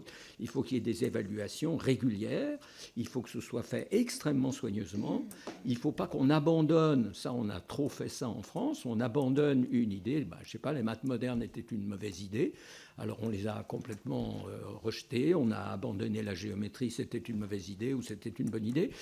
On a un peu tendance à jeter le bébé avec l'eau du bain, et ça c'est vraiment pas ce qu'il faut faire. Il faut se dire pourquoi cet instrument-ci n'a pas fonctionné. Qu'est-ce qui a fait qu'il n'a pas... Peut-être l'instrument était bien conçu, mais la mise en scène, en quelque sorte, avait été insuffisamment pensée. Et il ne faut pas non plus rejeter la mise en scène, il faut l'améliorer, il faut vraiment apprendre à partir de nos erreurs. Donc c'est très banal ce que je dis, mais je crois que c'est vraiment très important. Et l'autre chose que je voudrais dire, et je vais me taire tout de suite, c'est que effectivement, enfin, il y a 192 nations, je crois, à peu près au monde, et beaucoup d'entre elles sont très engagées dans la révolution numérique et dans l'intelligence artificielle. Ils ont, eux aussi, font très attention. Il y a des études, tout ça fait l'objet, comme le disait André Tricot, qui nous a quittés malheureusement. Il y a beaucoup de connaissances, comme on vient de le dire, et je crois qu'il faut utiliser ces connaissances de manière rapide et pertinente. Il ne faut pas réinventer l'eau tiède à chaque fois. Je veux dire, oui, ces technologies existent, elles sont mises en œuvre dans des pays qui sont en moyenne plus avancés que les nôtres en la matière, tels que la Grande-Bretagne, et je crois qu'il faut aussi s'inspirer des expériences de l'étranger, et il n'y a aucune honte à le faire, tout en l'intégrant, bien entendu, dans nos traditions et notre façon de faire. Bon, c'est banal ce que je dis. Merci, Monsieur Daniel Handler. Donc, je vais passer à une nouvelle série de questions. Nous allons commencer avec Fabrice Levigoureux pour 1 minute. Merci, Madame la Présidente. Les enseignants français font assez peu de différenciation pédagogique, d'individualisation encore moins. Est-ce que vous pensez que l'intelligence artificielle, donc celle qui apprend des singularités d'un élève, est un levier pour permettre plus de différenciation pédagogique? Et si oui, est-ce qu'il faut davantage utiliser ce levier pour les élèves les plus en difficulté, ou au contraire la concentrer sur les élèves qui ont le moins de difficultés pour que l'enseignant puisse avoir du lien humain sur des petits groupes d'élèves en difficulté? C'est la première question. La deuxième, plutôt adressée à Madame Billot, parce que vous nous avez cité des outils extrêmement concrets, pratiques, sur l'apprentissage de la lecture, et notamment sur cette phase fondamentale du décodage, du déchiffrage, des correspondances graphème-phonème. Est-ce qu'il y a des outils prometteurs aujourd'hui que vous avez repérés pour cette question absolument essentielle? Je vous remercie. Merci, Monsieur le député. Céline Calvez. Merci, Madame la Présidente. L'IA est déjà là, vous l'avez déjà dit, et pour moi c'est important de revenir sur la formation des enseignants, sur leur capacité à pouvoir coopérer avec les acteurs qui font l'IA, dont beaucoup d'acteurs privés. Comment concilier intérêt général, protection des données personnelles, que ce soit celles des enseignants ou des élèves, mais aussi le besoin d'avoir un terrain d'épanouissement pour tous ceux qui contribuent à faire une IA responsable, notamment dans notre pays. Et puis deuxième question, on parle beaucoup d'éducation et donc des plus jeunes, mais je pense que l'éducation, c'est tout au long de la vie. Que pensez-vous de l'initiative de la Finlande qui avait lancé en 2018 un objectif, un défi de former 1% de sa population aux enjeux de l'intelligence artificielle? Ne serait-il pas temps de relever ce défi aussi en France? Je vous remercie. Merci, Madame la députée. Idir Boumertit. Ouais. Merci, Madame la Présidente. Merci aux intervenants. Donc, la ministre de l'Éducation nationale a récemment indiqué qu'elle souhaitait que l'intelligence artificielle soit utilisée au soutien des élèves à besoin. L'intelligence artificielle est porteuse de potentialités positives et nous ne pouvons pas tirer un trait sur tout un ensemble de possibilités qu'induisent ces progrès technologiques, y compris à visée pédagogique. Pour autant, une telle utilisation pose de nombreuses questions. Déjà, si une telle utilisation était mise en place, quelle place serait donnée à la formation des enseignants à la maîtrise des technologies ? Ensuite, alors que la recherche scientifique et académique s'accorde sur les dangers de l'exposition des enfants aux écrans, comment concilier l'utilisation de l'IA par les élèves en besoin et préserver leur intégrité face aux dangers des écrans? Enfin, comment s'assurer d'une égalité réelle dans l'utilisation de l'IA, alors même qu'on observe en France une fracture numérique importante et que cette dernière pourrait se muer en inégalité d'accès au savoir? Merci, Monsieur le député. Emmanuel Antoine. Ah, le micro. Alors, le micro, il faut... C'est bon. Oui, bah oui, tout à fait. Merci, Madame la Présidente. L'intelligence artificielle s'appuie sur des données d'entraînement. Or, ces données présentent de nombreux biais qui soulèvent autant de difficultés dans l'utilisation qui peut être faite de l'intelligence artificielle. La capacité à générer des images réalistes expose en outre nos sociétés à des risques de désinformation. importante en consacrant de vraies fausses images. Face à ces dangers de l'intelligence artificielle, l'Éducation nationale a un rôle à jouer en matière de sensibilisation. Une éducation à l'intelligence artificielle présenterait l'intérêt de sensibiliser nos enfants aux biais et aux dangers de l'intelligence artificielle. Alors, quelle forme pourrait prendre, selon vous, cette éducation à l'intelligence artificielle? Merci, Madame la députée. Belkir Belhaddad. Merci Madame la Présidente. Madame, Messieurs, merci pour vos propos. Vous l'avez dit, ChatGPT est là, il faut le faire avec et il faut y aller de manière intelligente.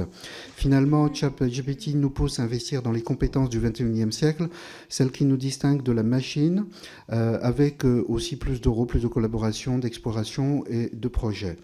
Ce que certains font déjà dans le supérieur, la moitié des enseignants ont inclus l'IA générative dans leur pédagogie. Dans le secondaire, la bascule s'annonce un peu plus ardue. Plusieurs contraintes structurelles persistent avant de s'adapter à l'IA.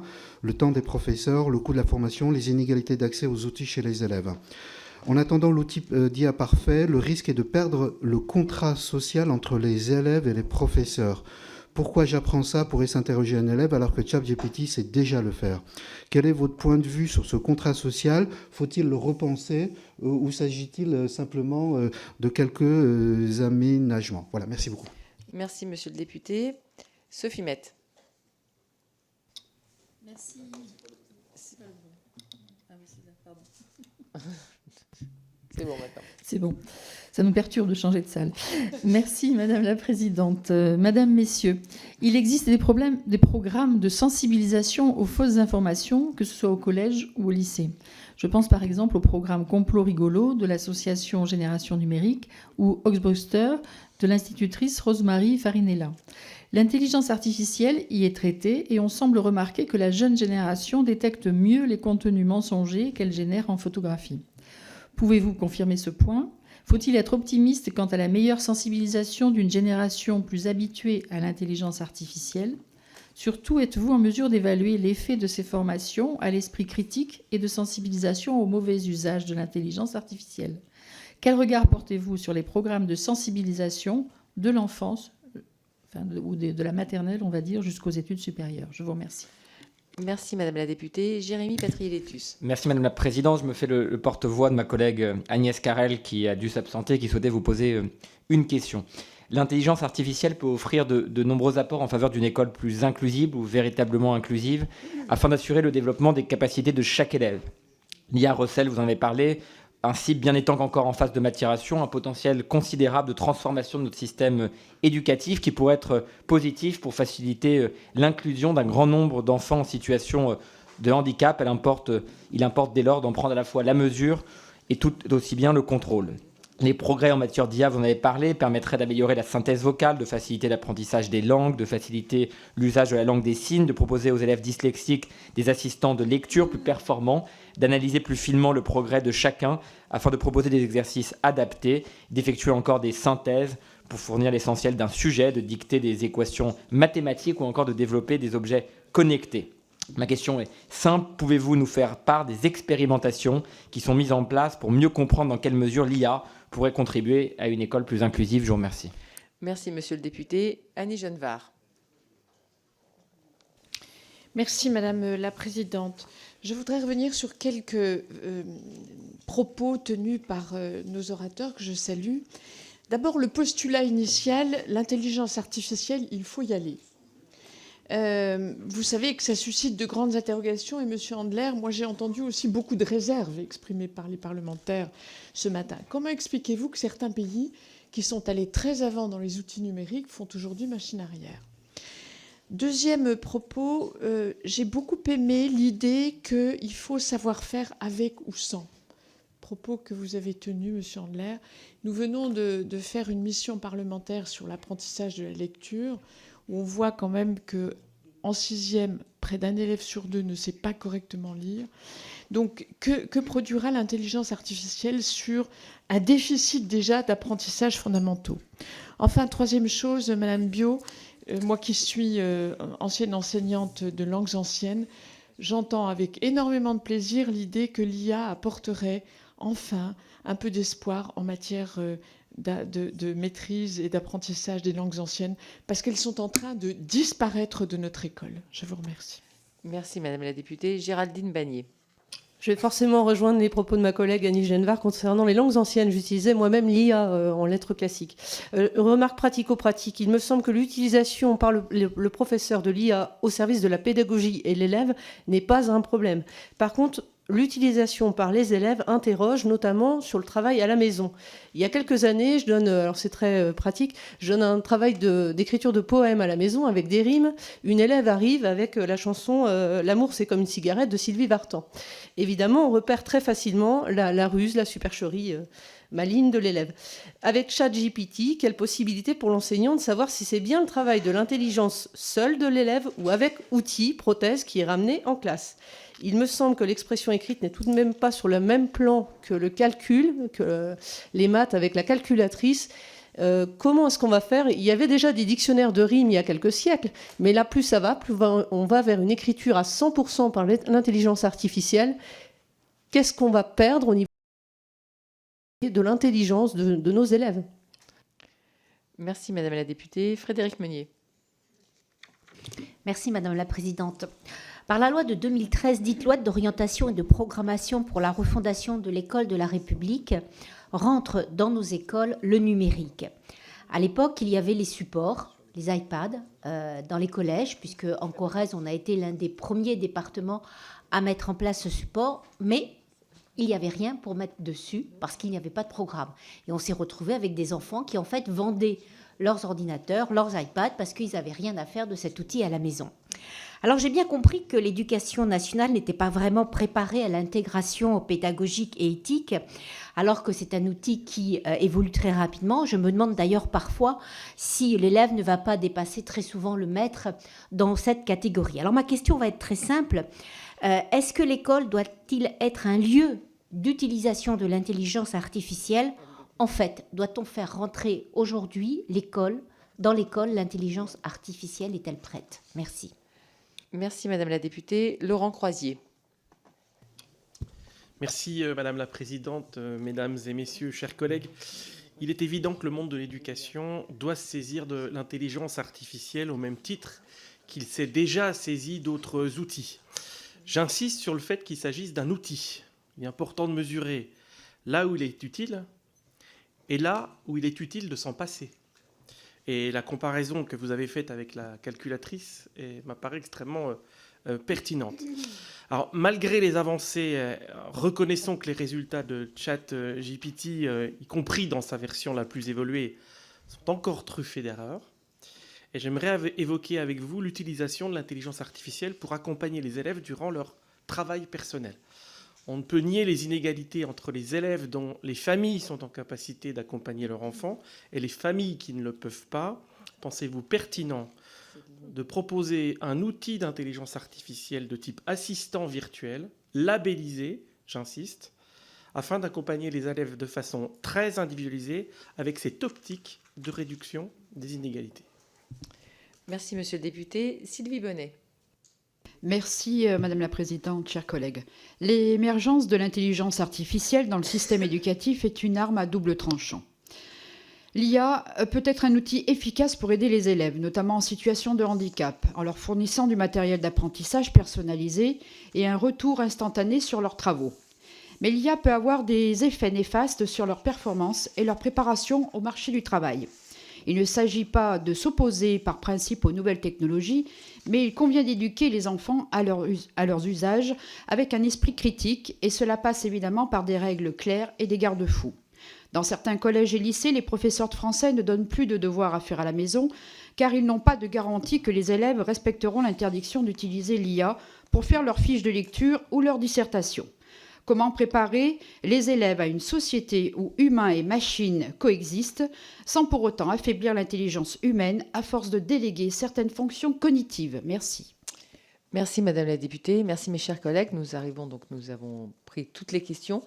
Et moi, j'aurais envie de vous reposer une question finalement assez basique, que vous nous redonniez de façon très claire, finalement, qu'est-ce qu'une pour vous la définition de l'IA, l'intelligence artificielle, parce que au vu des interventions des uns et des autres, je pense qu'il est aussi très important que nous puissions clarifier ce terme afin d'être sûr que les réponses que vous apportez portent bien prennent bien en compte les questions, puisque j'ai le sentiment que chacun y met un peu une définition.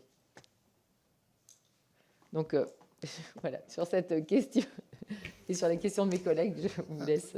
Je vais définir l'IA et une IA. Petite différence qui est juste sur l'article. Donc l'IA, c'est le domaine, et la définition, je crois, du Conseil de l'Europe me semble très bien. C'est un domaine dans lequel on examine des machines qui cherchent à reproduire les processus cognitifs des humains.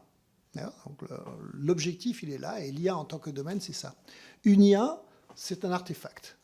C'est un logiciel, une plateforme, quelque chose qui, aujourd'hui, vise à résoudre un problème. Par exemple, ChatGPT vise à résoudre un problème de génération de langue et d'assurer une capacité de conversation. Il ne vise pas à faire quelque chose d'intelligent. Il vise déjà à faire ça, de pouvoir répondre sur la langue.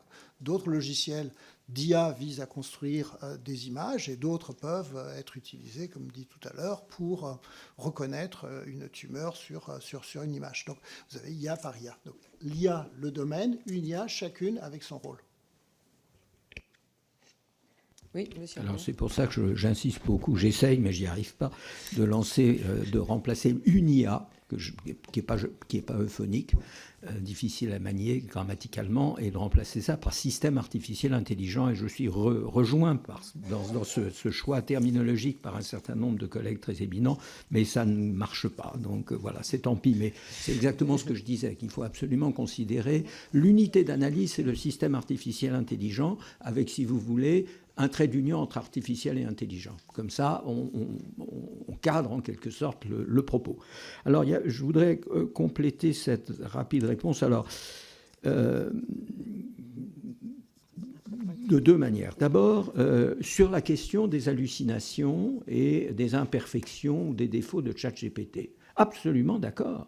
Oui, ce sont des instruments dangereux, mal compris, y compris par ceux qui les fabriquent. Comme vous savez, les ingénieurs de Meta et de OpenAI ne peuvent pas vous dire exactement pourquoi ça marche. C'est en grande partie empirique. Il y avait quelques idées de base que mon collègue pourrait vous exposer, qui viennent du traitement automatique du langage, d'une part, la représentation vectorielle du sens des mots, etc., et d'autre part, de l'architecture transformer, qui est une architecture particulière. Donc là, ils savent ce qu'ils faisaient, mais ils ont croisé ces deux choses-là, et puis ils ont essayé des tas de trucs, et ils ont constaté qu'il y avait ces effets émergents tout à fait inattendus, qui ne peuvent toujours pas complètement expliquer. En plus de quoi, il y a des secrets industriels qui fait qu'en réalité, il se passe dans les coulisses différentes choses que nous ne savons pas complètement. Donc on a affaire à un instrument qui est encore pas du tout au point, qui est extrêmement séduisant et auquel il faut faire effectivement très attention. Alors les fabricants de ces modèles-là nous expliquent que en moins de 2 ans, ChatGPT a fait d'énormes progrès, qu'il y a beaucoup moins d'hallucinations, etc. Mais à vrai dire, on ne sait pas très bien pourquoi il y a moins d'hallucinations, et on sait encore moins si on va les... Donc il faut tenir compte de ces imperfections et ces incertitudes sur l'IA générative, et tout particulièrement sur les chatbots. L'autre chose que je voulais dire, sur laquelle je n'ai pas pu ou voulu insister, c'est effectivement cette image de la prothèse à laquelle je tiens beaucoup. C'est, encore une fois, vous avez des instruments complexes, automatiques, etc., beaucoup plus évolués que ce qu'ont connu les collègues il y a 20 ans, 30 ans, 40 ans. Vous les branchez sur un esprit d'enfant ou éventuellement un esprit de professeur. Il faut vraiment savoir comment ça fonctionne. Et pour ça, il faut faire intervenir les sciences cognitives de manière absolument massive. Donc, au début, IA et sciences cognitives, c'était deux faces d'une même monnaie. C'était comme ça que Herbert Simon et les fondateurs de l'IA, dans les années 50, ont conçu ça. on étudiait d'une part, et d'ailleurs on a revu à l'instant, mon collègue vient de vous dire qu'il s'agit de reproduire les fonctions humaines, intellectuelles humaines. On voyait ça comme les deux faces d'une même monnaie. D'une part, on allait étudier la façon dont les êtres humains, eux, résolvent un certain nombre de problèmes, la stratégie gagnante aux échecs ou planification de ce qu'on voudra. Et puis, une fois qu'on avait une idée claire de comment faisaient les êtres humains, suffisamment précise, on transformait ça en un programme informatique et on le faisait tourner sur un ordinateur, et on obtenait une intelligence artificielle ou un système artificiel intelligent. Et puis, à un moment, les deux disciplines se sont complètement séparées pour toutes sortes de raisons conceptuelles, historiques, etc. Mais maintenant, il est vraiment très important qu'elles se rejoignent, tout particulièrement sur les questions de l'éducation. Donc, on ne saurait trop insister sur le fait que des chercheurs tels que André Tricot et bien d'autres soient encouragés et financés pour mieux comprendre comment se fait cette greffe, cette articulation entre les prothèses cognitives que sont les systèmes artificiels intelligents ou les IA avec un article indéfini et le fonctionnement cognitif des élèves. Et ça répond aussi en partie, ça n'a pas une réponse, mais c'est une réponse en forme de programme de recherche, comme on fait quand on a en 6e des élèves qui déjà ne savent pas lire.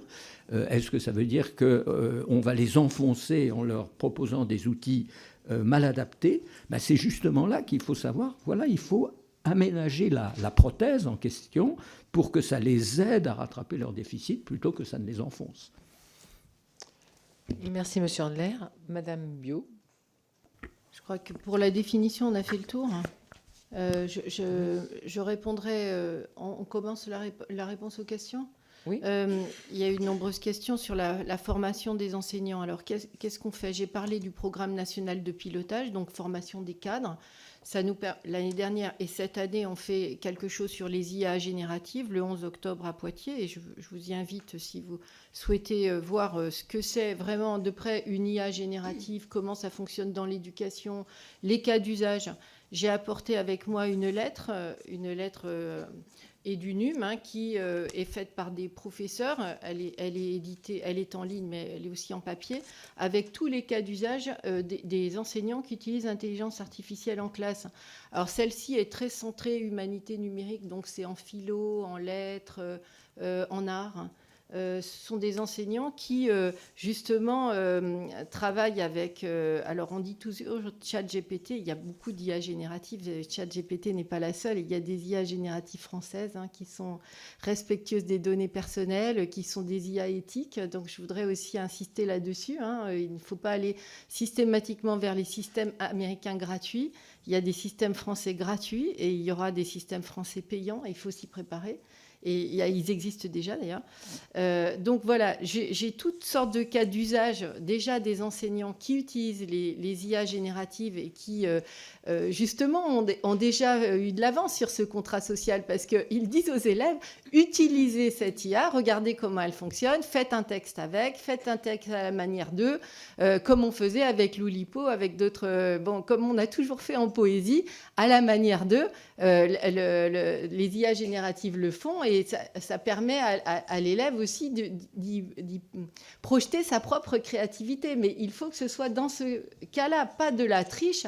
Évidemment, si on dit à l'élève à la maison, fais un devoir et que on lui dit n'utilise pas les IA génératives, qu'il le fait, qu'on ne s'en rend pas compte, il n'y a pas de filigrane. Il y aura bientôt des filigranes pour éviter les plagiats. Mais enfin, bon, ça n'est pas le cas pour l'instant.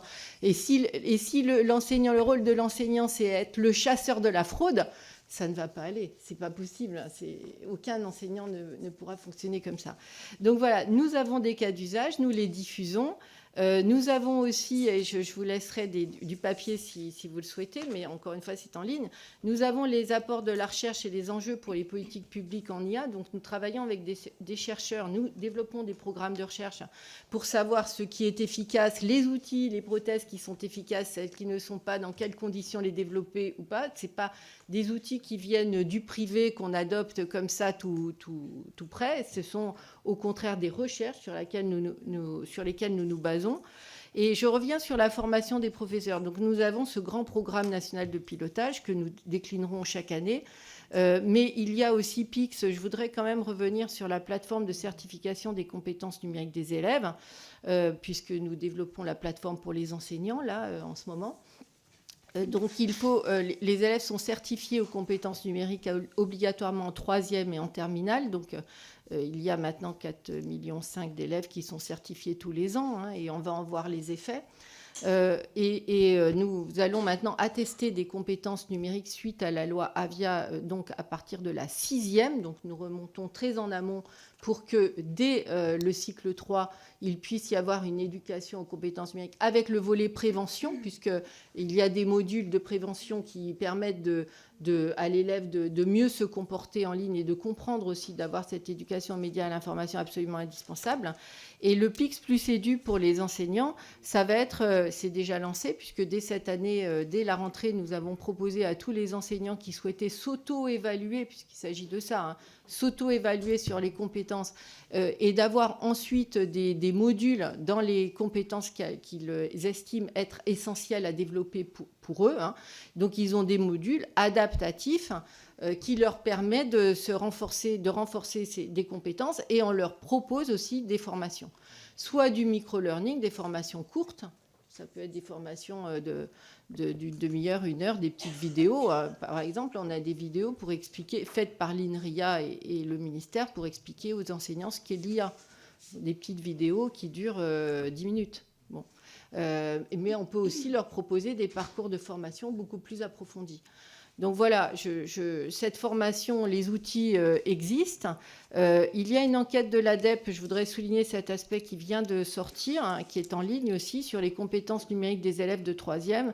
Et vous verrez à la lecture, mais très précise, que les élèves ont acquises, que les compétences que les élèves ont acquises, que c'est assez impressionnant en réalité. On se plaint beaucoup de ce qu'on perd ou ce qu'on n'a pas, mais regardons les compétences qu'on aujourd'hui, regardons concrètement, puisqu'il y a un référentiel des compétences numériques des élèves, hein, qui guide les programmes et l'enseignement. Eh bien, regardons où en sont les élèves de 3e au regard de ce cadre de référence des compétences numériques. 2 tiers ont des compétences très importantes en numérique. Il reste encore 1 tiers des élèves vraiment à monter, ils ont des compétences de base, mais il faut bien sûr réduire ces inégalités. Mais moi, je voudrais voir aussi montrer aussi ce qu'on a pu mettre en place depuis quelques années, où on développe la formation des enseignants et la formation des élèves. Regardons aussi le chemin qui a été accompli. Et j'espère que l'enquête ICIS, qui est une enquête internationale qui est menée tous les 5 ans sur les compétences pensée informatique, littératie numérique, donc qu'on a déjà fait passer aux élèves, hein, les élèves de 4e, mais dont on va avoir les résultats internationaux en novembre. Ils sont attendus en novembre. J'espère que la France sera bien positionnée, même si la classe de 3e n'est pas notre classe vraiment importante, puisque c'est en 3e qu'on voit tous les effets de cette éducation. Donc voilà, je parlerai moins de pourquoi le numérique à l'école. Il me semble que je l'ai déjà dit dans mon introduction, à différencier les apprentissages personnalisés. Je reviens sur la différenciation. Et je voudrais donner juste un exemple, parce que c'est bien d'avoir du concret. Il y a une étude IFRAN à l'université de Clermont-Ferrand qui a été menée sur un assistant intelligent, c'est celui d'ailleurs qu'on propose en cycle 2, pendant 3 ans, une étude randomisée, doublement randomisée, plusieurs milliers d'élèves qui utilisent l'outil, plusieurs milliers d'élèves plusieurs centaines qui ne l'utilisent pas, et plusieurs centaines qui utilisent une pédagogie active. Bon, donc sans outils numériques. Eh bien, l'assistant intelligent montre que pour les élèves les plus en difficulté et provenant de catégories sociales défavorisées, il y a un gain beaucoup plus important. Et je vais vous donner juste un exemple. Un élève qui est en difficulté en classe, il a peur d'être interrogé. Il a peur d'exposer sa difficulté, il a peur d'exposer ses erreurs. Et toute son attitude en classe, ça c'est les sciences cognitives qui nous l'apprennent, c'est de se prémunir, de se renforcer sa crainte, de gérer son stress et sa peur quand l'enseignant va l'interroger. C'est tout ça, c'est son métier, c'est de gérer sa crainte et sa peur. Et il n'entend pas, il est stressé, il n'entend pas ce qu'on lui dit, ce qu'on lui délivre comme savoir. Donc, dans un outil numérique, ce rapport-là n'existe pas. Vous avez droit à l'erreur, vous avez un feedback, un retour. Bon, voilà. Et un enseignant qui sait bien utiliser ça, qui connaît les sciences cognitives, qui sait utiliser les bons outils, il peut rattraper les difficultés des élèves. Et les chercheurs le montrent. Donc voilà, je veux donner que quelques exemples. On ne peut pas répondre à toutes les questions, mais encore une fois, des outils adaptés. La Lilo Plume, on a des outils en lettres qui existent et qui sont très connus par les enseignants. Donc, des enseignants qui utilisent l'intelligence artificielle. Encore une fois, j'ai centré mon propos sur des outils qui utilisent l'intelligence artificielle. Donc, pensez, et c'est difficile quand on a été prof et bon élève, à l'élève qui est en très grande difficulté dans une classe. Merci Madame Biot. Monsieur Colin de la Higuera. Bien, merci. Donc, je vais prendre deux, trois de ces questions.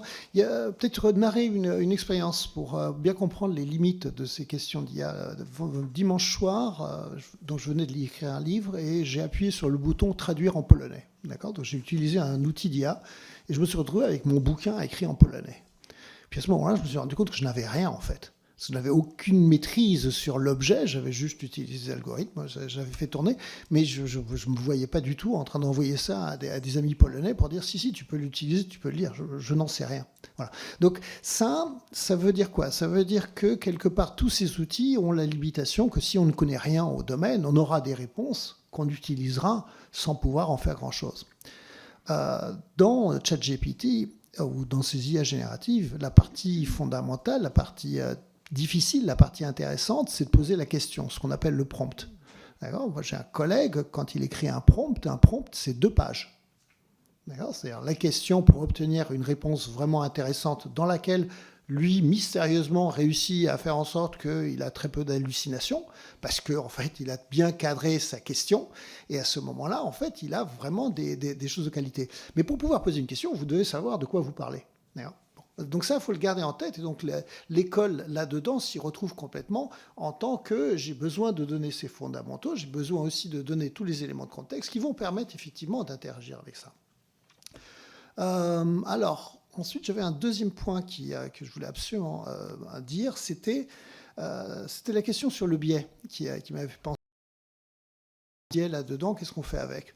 Alors, il y a 2 manières de parler du biais. Bon, déjà, le biais, on le connaît, enfin, il existe. Ce qui est intéressant, c'est qu'il y a beaucoup de biais qui est apparu parce que l'IA est passée par là et l'a mis en évidence. Alors, on s'est rendu compte que des entretiens d'embauche étaient biaisés parce que quand on a fait une IA basée sur les façons de créer de l'embauche de telle ou telle grande entreprise, l'IA s'est mis à disjoncter et à vouloir toujours recruter les mêmes personnes. Et là, ça devenait transparent, ça devenait... transparent, je sais que je veux faire... Ça ne va pas marcher transparent. Mais on a des éléments sur lesquels on peut ensuite se dire, on se rend bien compte qu'il y a un biais qui est là, on peut ensuite expérimenter, et puis on peut faire quelque chose par rapport à ce biais. Et là, on peut en parler aux élèves, on peut expliquer ce que c'est que le biais. Mais il y a aussi une autre façon de faire, c'est de construire des artefacts. Et là, il faudrait réussir à faire le lien avec les enseignements de code et d'informatique. On a l'impression que ce sont des machines de guerre extrêmement compliquées, mais on a vu déjà en collège des gens faire des tests où on fait tourner de l'IA au niveau du collège et dans lequel on programme pour que quelque part l'élève puisse être le créateur de cette IA. Et il peut créer une IA biaisée, puis la rendre encore plus biaisée, ou au contraire la débiaiser, et se rendre bien compte que finalement, c'est quelque chose que l'humain peut maîtriser en programmant, et puis ensuite en regardant dans les données comment ça se passe. Donc là, il y a quand même un lien qui est de dire, en fait, toutes ces choses-là peuvent s'expérimenter, mais pas simplement en cliquant sur des boutons pour en voir le résultat, mais réellement en faisant le lien avec des enseignements qui sont disciplinaires. On avait vu récemment nos amis, je crois que c'est au Luxembourg, qui sont en train d'introduire au niveau du lycée des enseignements de ce type-là, où les élèves ont un problème à résoudre, donc des images pour lesquelles ils doivent résoudre un problème de classification. Ils vont aller regarder un petit peu la littérature pour savoir quels sont les logiciels pour ça. Ils vont ensuite créer le code qui accompagne, qui permet de faire ça, et ça débouche finalement sur une discussion éthique pour savoir quelles sont les règles, qu'est-ce qu'on a fait, est-ce qu'on a respecté à la fois les lois et les règles éthiques là-dedans. Donc il y a quand même quelque chose d'aussi fondamental qu'on peut faire là-dedans. Enfin, je vais prendre la dernière question, parce qu'elle est vraiment importante, celle des profs de français qui ne donnent plus de devoirs parce que les devoirs vont être faits à la maison en trichant.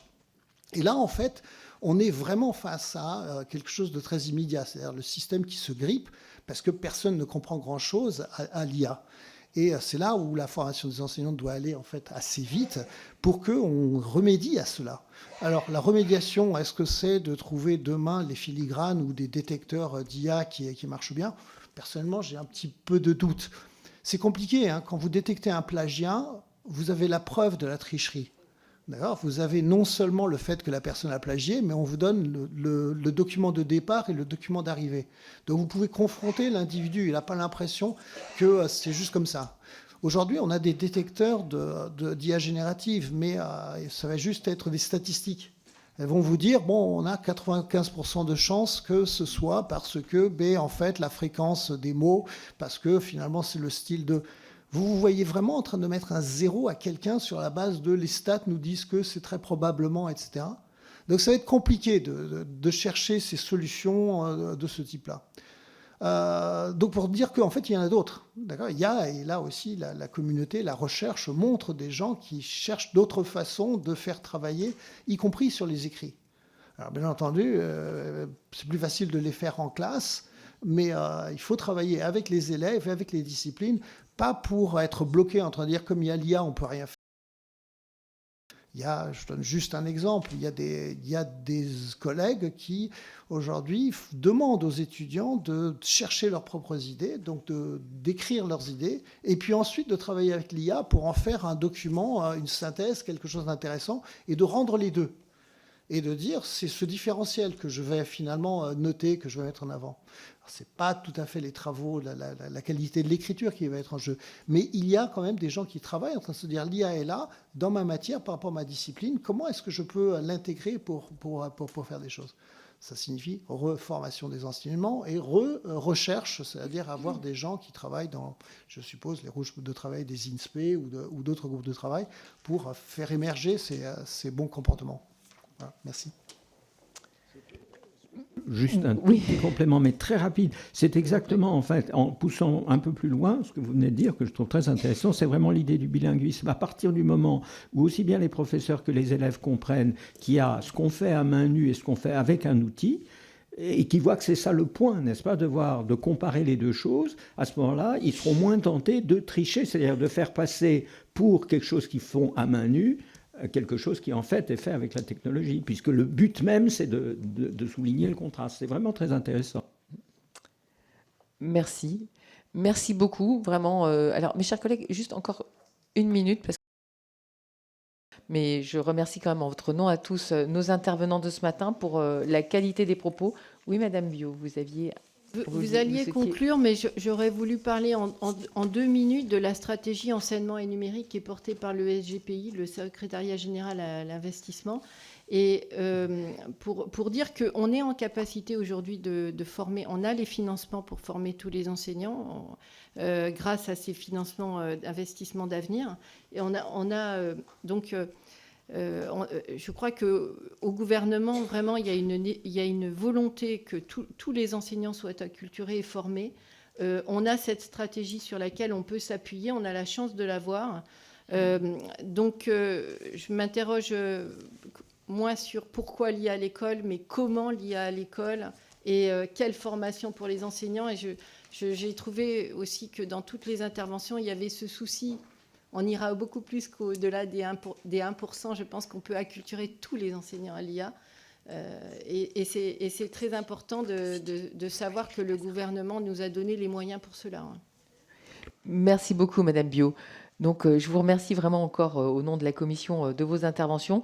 Je garde juste mes collègues 1 minute. Et puis, voilà. Donc, juste pour désigner les rapporteurs sur la proposition de loi qui est inscrite en séance publique les 6 et 7 mars au titre des propositions de loi transpartisanes. Donc, c'est la proposition visant à professionnaliser l'enseignement de la danse en tenant compte de la diversité des pratiques.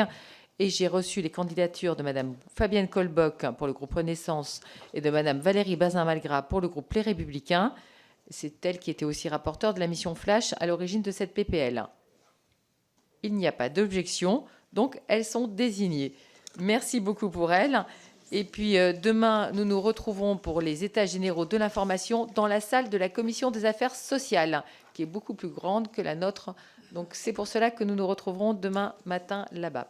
Je vous remercie. À demain.